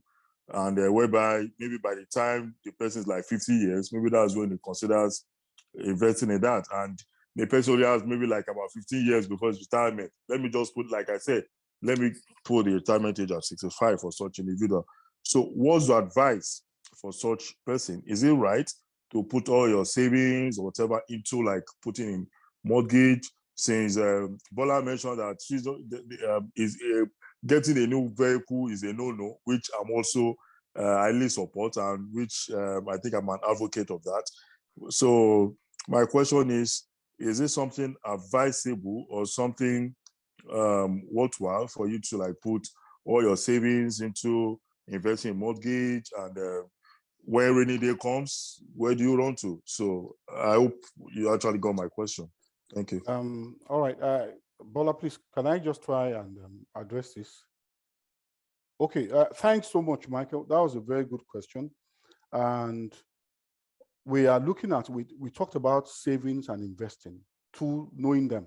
Savings is always for a short period, short term, while investing is for a very long term. You have 25,000 and you know that it's kept there just for emergencies and all that, but there's an opportunity for a property. A property is an asset, is a big asset, right? Now, if you put the 25,000 down as down payment, what about the cost for the solicitors, the agents? You know, oh, when you buy it, is it a brand new house or is it an house that has been built over the years? Are you still going to make 1 or 2 expenses on them? These are questions you will have to answer and sit down. Oh, will this 25,000 meet every need of this property I'm getting? One, also factor in it's rental property. Do I already have people who are, off-takers already on ground? Is anybody ready to off-take this property? Do I have people who are ready to pay right now and start paying immediately? Or I will still have to do some renovations, then maybe speculate for some time, post the advert, and, before I get people. And of course, your loan and payment and interest will not stop. So these are things you need to sit down and evaluate. Oh, yes, it's good to move to the next property. To have the second property for rental property is really good, but you need to sit down and have the funds on ground to be able to handle the whole down payment, solicitor's fee, agent commissions, any form of renovations. All these things are there. You are able to sort, and there's still some little change. Now, in the areas of the emergency funds, please don't get me wrong. It's good to have that savings, but you can always fall back if already maybe you have a line of credit, right? That's what I see those kind of funds for once in a while. It's not just something you use every day to just fund your lifestyle. You can fall back to them and pay them if the purpose of what you are doing is good. In my presentation, I did mention leveraging. Leveraging means taking advantage of loans for something better, where you have been able to put them on ground that, oh, this is what I'm paying as my interest rate, but these are the rate of return I'm getting on the right, which is almost ×2. So adequately, I've covered the interest rate of my loan. I'm still having a plus on it. So these are the things you need to weigh, cost, benefit, value to what you're about doing. Thank you. Okay. Thank you. I'd like to also hear Bola's view as well. Okay, I was going to say I absolutely agree. I don't even think there's anything to add to it. I feel that we shouldn't always be in a hurry to buy a house.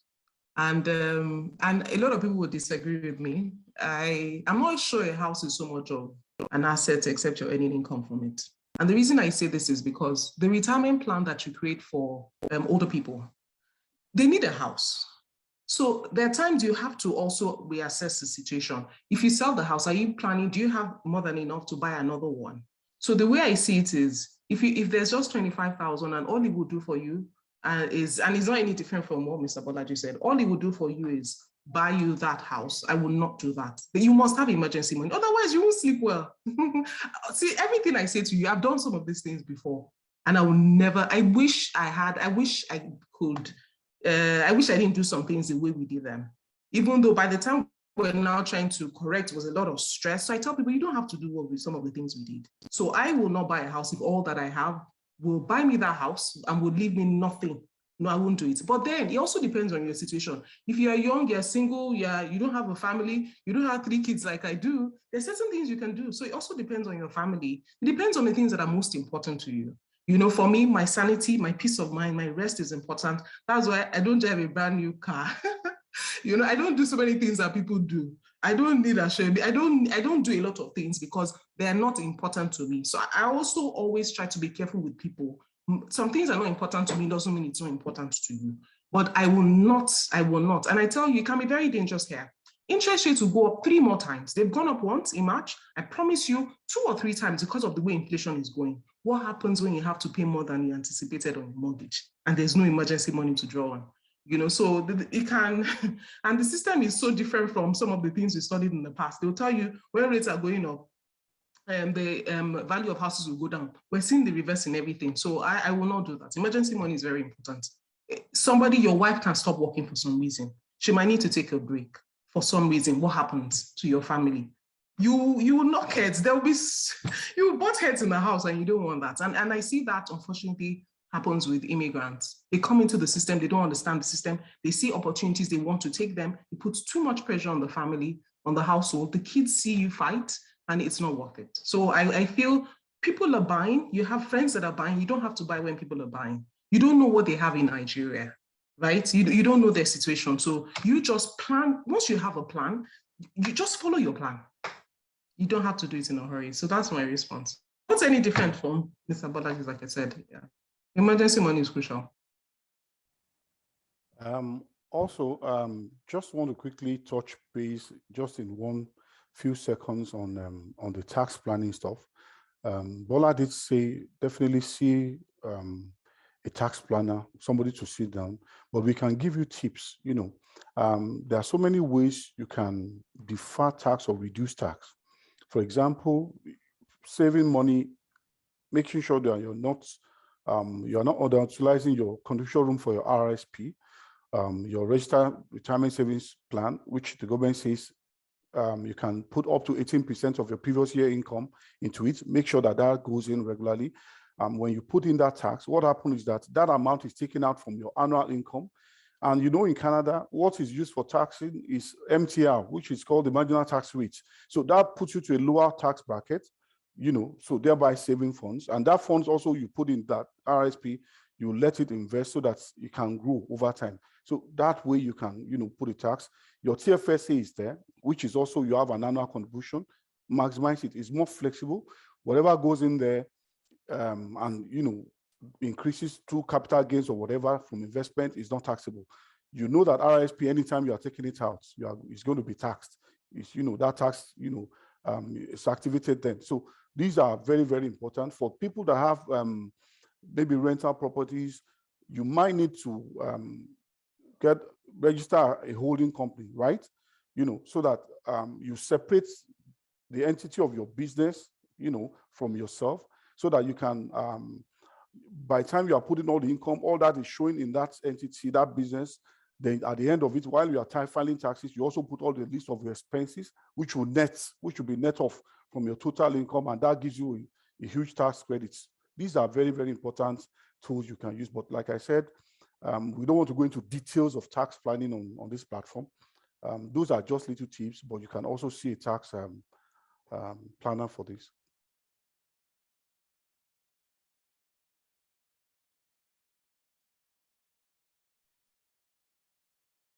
Thank you. Yeah. Thank you. Yeah, any more questions from anyone? Feel free to unmute or leave a question in the chat.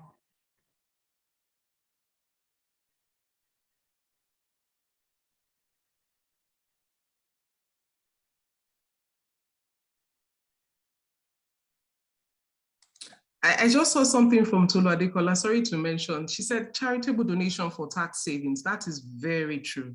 You're giving money to church, ask for your tax receipt.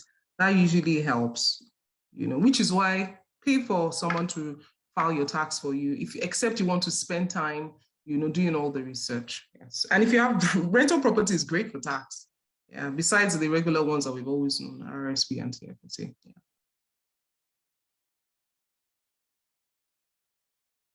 I'm wondering if anyone disagrees with anything that we said, because I feel that there are times people like, I don't agree with this. I'm not sure they want to tell us, but I won't mind if people can take us on. I don't want to believe that everybody agrees with everything. There will be some, I don't agree with these guys. They don't, you know, yeah. I'm just wondering if anyone disagrees with anything that we mentioned. Hi, I'm really new here, but I really love this session. What you've really said is on point, right? There are some things we don't agree with, but it's the reality, right? And if you know where you're going to, you really have to, because all of this thing is all about discipline, is all about delayed gratification. And you guys have really been on spot, you've been spot on, right? And numbers don't lie. That's what I tell people. Numbers don't lie. So either you agree with it or you don't agree with it. At the end of the day, the number is going to speak. It's going to tell you what you're doing right or what you're doing wrong, right? So yeah, it's been an awesome time. I just got introduced to this and I'm so loving it. Thank you. You guys have really done well. Thank you. Thank you. Thank you. Thank you for that. I was going to say that some time ago, the last time I gave this presentation, I hadn't gone back to CIBC. I'm a CIBC returnee. So now that I'm back, I'm very cautious. I can't say much about the banks anymore. They pay my bills right now. But I feel that a lot of people have to take ownership for their personal financing, do not ever leave it to your bank. Your financial planner or advisor will have your back. That's different. But don't think the system is there to make you wealthy. You are the one that can create your own wealth and manage it to make sure that you transfer it to the children. I just thought to say that. I'm tempted to say some things, but I'm holding back because the banks they're important to the system. So we are the ones that should take personal ownership. So yeah.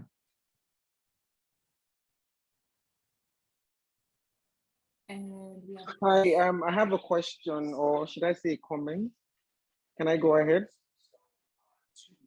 Yeah. Okay. Thank you, Bola, for this amazing presentation and the other speaker. There's one reservation I always have, you know, when I hear, you know, all this investment. The reservation I have is that most of these investments have, you know, become vested maybe when you're 65 or and above. So, and I kind of tell myself, is it, you know, it might be funny, but I just say, is it when I don't have teeth anymore that I will now be, that I will now want to now enjoy myself? You know, but I know that there's something called balance, and it's about, you know, putting, you know, enjoy yourself a little now, and then of course don't forget to put away for the future. So my question is, are there other, you know, kind of investments apart from the TFS that we know that you can take, you know, out, that, you know, that you can have access to at any point, or all of them, because most of them, all you hear is until you're 65, once you're 65. Are there other opportunities that you can, you know, maybe when you want, maybe when maybe you can say, okay, in 5 years time, or maybe in 10 years time, I want to be able to have access, to be able to do one thing and the other. Please, if there are other ones like that, please let us know. Thank you very much.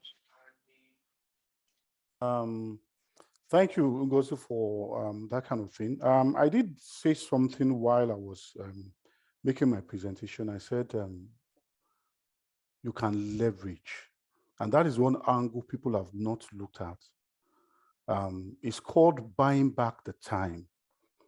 It means, therefore, that, for example, from the calculator that Bola showed of you investing a certain amount over a period of, you know, 25 years minimum, or 20 or 10 years, let's just say that, these are the value at a certain interest rate. This is the value you get. Now, the question is, for most of us already in the 40s, you know, do we have that number of years? We don't. What can we do now that we can buy back some time? And that is called leveraging. You can leverage instead of just, you can also, so many financial institutions are providing this. Some of them will say, if you're around, maybe you've been around for some time, some of them will call it RSP catch-up loan. You have enough contribution room you are able to take advantage of. There's a loan for that huge amount, and you pay over time. Look at the interest you are paying on the loan. Look at the returns you are getting based on the kind of investment you are making. Do you understand? When you net that cost off, you are in a plus, a good plus. That is good. Do you understand? Because you are, instead of you to wait until you are able to save, some are giving us $25,000 for investment before you save $25,000, and you are getting, you know, your bank is able to provide that to you now because you have that room. Please underline, you have the room. You have been around for some time, and you are able to, or you are even just leverage some other areas. Some can be line of credit. You know the rate you are getting in your line of credit, and you want to divert that into a growth fund, a fund that is going to grow because you have more than 5 years based on your objective, your time, and the risk you are able to take. You know, so you are able to put that in investment over the years. You are able to catch up quickly because this is funds you are expected to save over years. You are being given to now to take advantage, and you are just paying it, and you are able to net off even the interest rate of the payment of that loan from your total rate of returns. I hope that makes sense. Yes, it does. Thank you.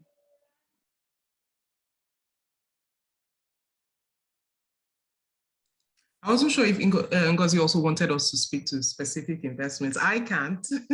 I can no longer do that. But I will tell you what I do, you know. So this is not I'm coming to hear from the backyard. I've already told myself. Yes.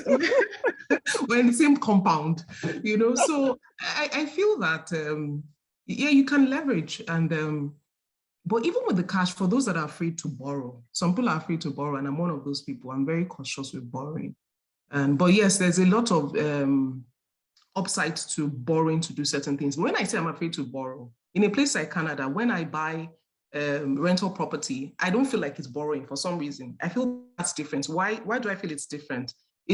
Canada is a country of immigrants. We're going to keep having net migration in Canada. People are not going anywhere. More people will come. In fact, they doubled the number of immigrants that will be coming in this year. So I feel as far as housing is concerned, it's going to keep going up in Canada.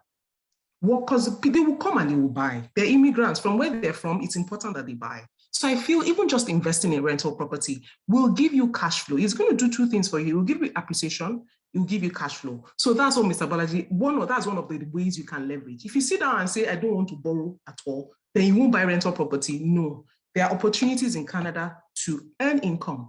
You will earn income from your rental property, and you will also appreciate in the future. So that's double whammy for you, especially in a place like Saskatchewan. If you go to a place like Ontario, it might not give you that kind of cash flow, but I promise you, it's cold in Saskatchewan. People are heading towards Ontario. People will continue to move there. That way, even if you don't see cash flow every month, that's net positive cash flow, you will definitely see equity. I know people that bought in Ontario just 4 or 5 years ago, their homes have doubled in value, which means, for instance, they bought a 500 is 1 million. You can check these things up.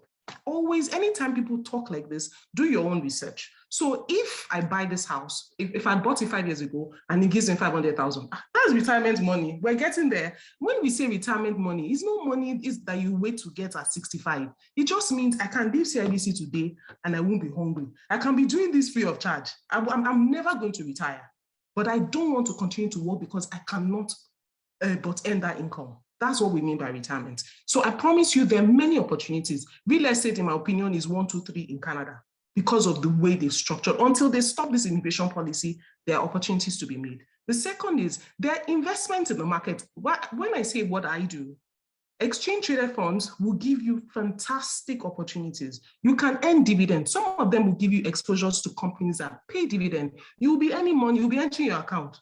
You can reinvest as you like. Some of them will give you growth, like the likes of the tech companies. I like those ones as well. They give me growth. But if you get to a point where you feel, I might want to stop working, you go and invest. I always tell people, start with the growth ones. After some time, go and invest in the ones that will give you dividend. Let's see how much you will need to be able to earn enough, to be able to say, I'm done with work. So there are many opportunities in the system. Please, nobody is waiting till 65. By God's grace, I'm not planning to continue to do this work hustle till even 55. That's a prayer. But I personally like real estate, especially when you do not overborrow. If there's a way you can manage it, and you might have to spend time talking to some people that are doing really well. And I know some people that have, you see people walking around, some people have 20 units, you never know. So there are many opportunities out there. We're not waiting till 65, hopefully. All right. Awesome. Thank you. Thank you. You're welcome. Thank you.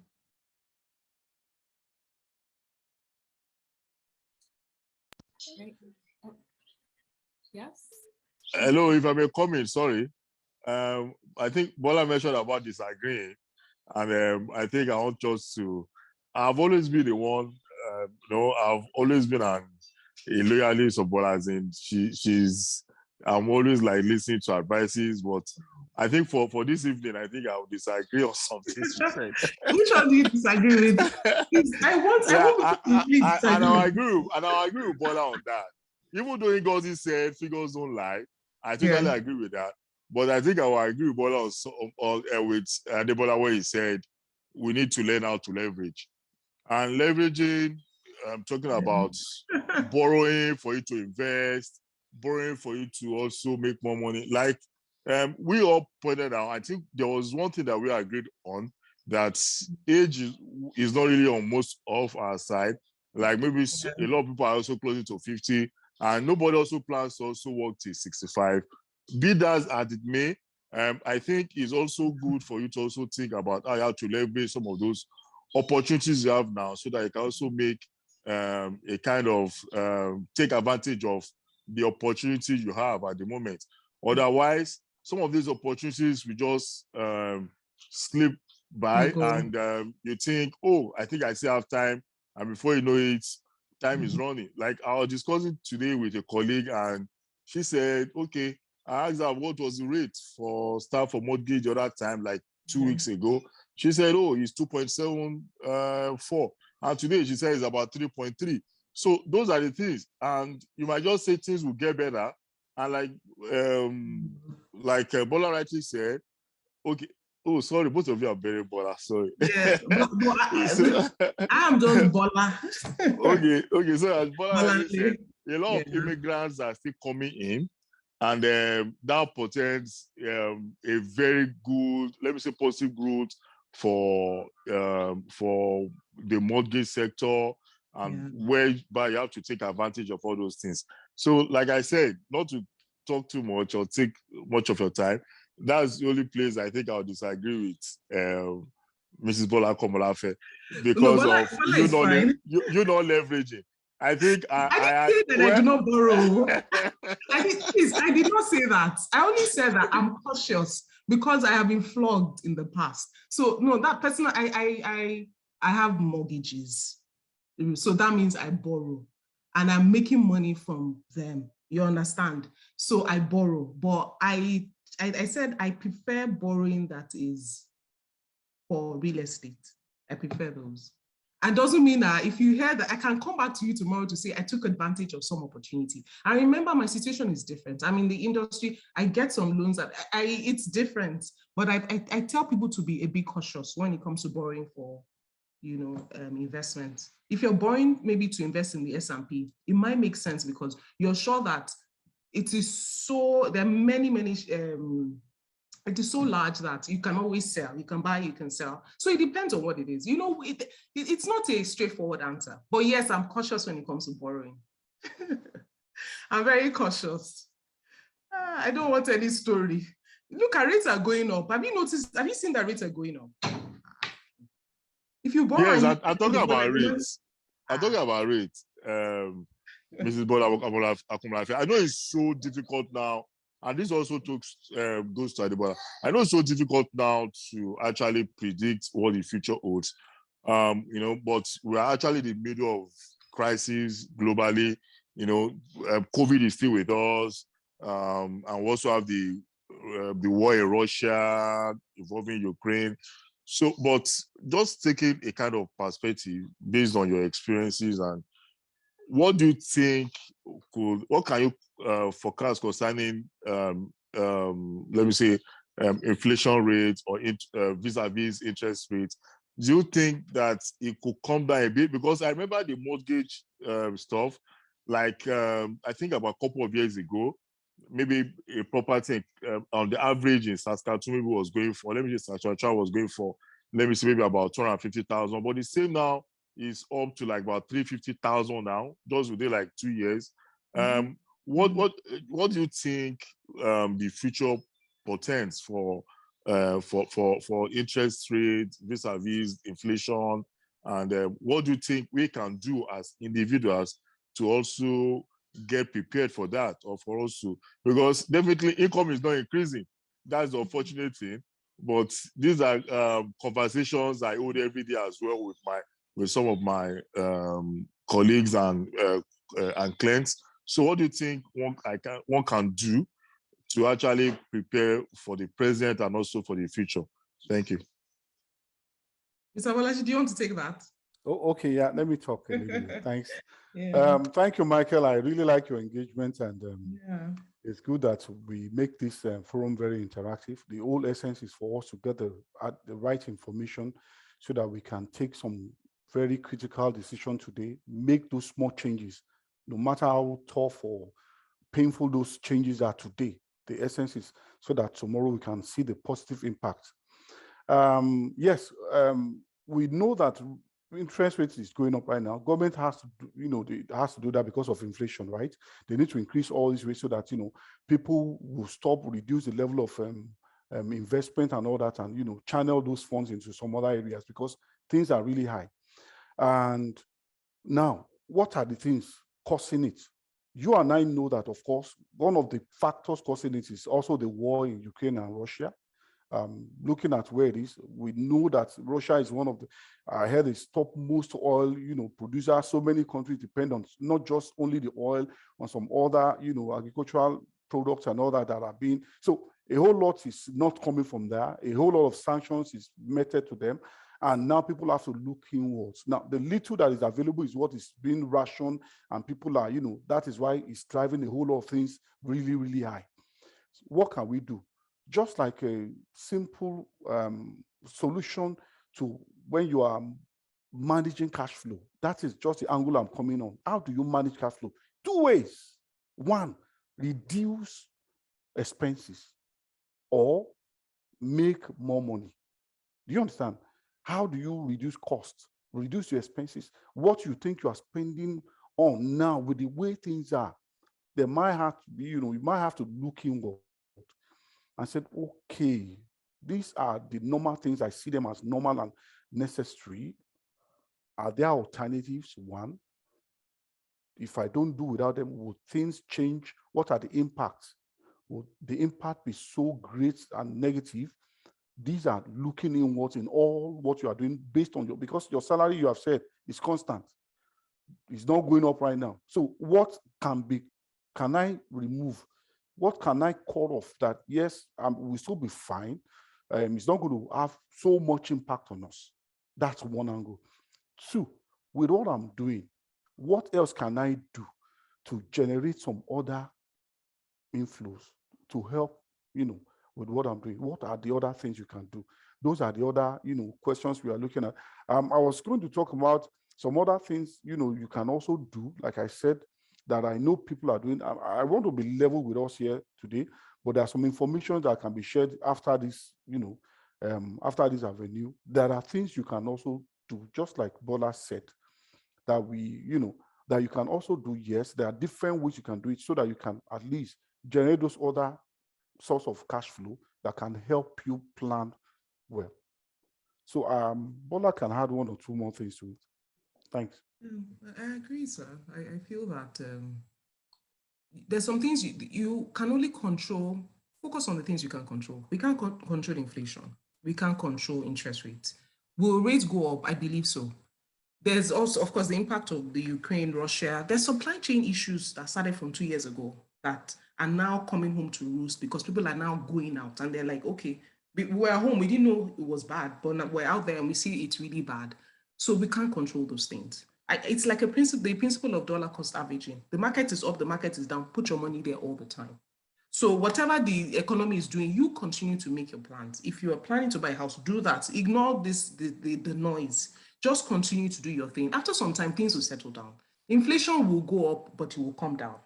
These guys here, they're very good. It's not like, unfortunately, some of the African countries where the inflation can get out of hand. It's not going to happen here. They will control it. That's what they do. They take things like that seriously. Are we going to go back to 1.89 where some of our mortgages are at? No. We're not going to have, so it won't happen. So we've lost that opportunity for those that didn't take it. And it's not so bad. That opportunity was just for 3, 4, 5 years anyway. The reality of things is it's always been about 3%. So we're going to go back to pre-pandemic levels, and that's what's happening now. So what we're seeing is not a big deal. Everything will settle down. I tell people to ignore what's going on. You just take your decision as you normally would. Your family plans, you were planning to do this, just do it. Ignore what's going on. As they make the noise, I remember when the pandemic started, people were selling their shares. It's really bad. I said, I'm going to buy. And I did that. So ignore what is going on. It might sound irresponsible, but things will settle down. It's a lot of noise, but rates will go up. They've said it already. They're going to hike rates another 3 times. That's the projection. They've implied it. They've done it once. If they hike 3 times, what's the impact to mortgages? Mortgages are not even tied to all the short-term rates, but there will be a small impact. Probably will go back to 3%. That's not a big deal. It just means we should be careful with spending. Don't try to buy a house based on that 2% rate or the 2.5 you're saying now. You make it seem as if you're going to be paying that mortgage at the rate of 4.5%. If you can still afford it, then go ahead. That's what I'm saying. Yeah. Thank you. I like these questions. Yeah. All right, thank you. Yes, so we have reached the end of, Michael, you have a Oh, see sorry, any- it's an error. Sorry. Oh, okay, okay, no problem. So yes, we have reached the end of this event. Thank you so much to the speakers and also everyone who joined this meeting and asked all your questions. Very much appreciate it. So, yes, Ian, did you have anything to end things off? No, I'm just gonna put in the chat where you can connect with us, and we'll have a follow-up of the presentation by video. And yeah, just thank you everyone who came and participated and was actually very much engaged. And yeah, I'll pass it back to you, Teresa, to end us off here. Sorry, Awesome. someone was asking about S&P, Standard and Poor's. I'm sorry, it's Standard and Poor's. You can Google it. Very important. Everybody, please Google it. Your money should be there. Okay. I'm all right. not advising you. It's not financial advice. I want to quickly say something to the organizers of this fantastic occasion or event or talk or something.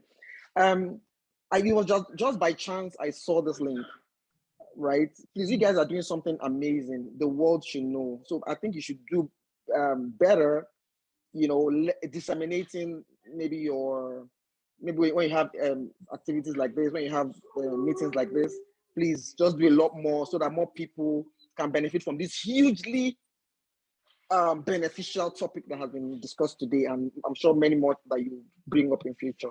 Thank you. You're doing a wonderful job. Keep it up. Yeah.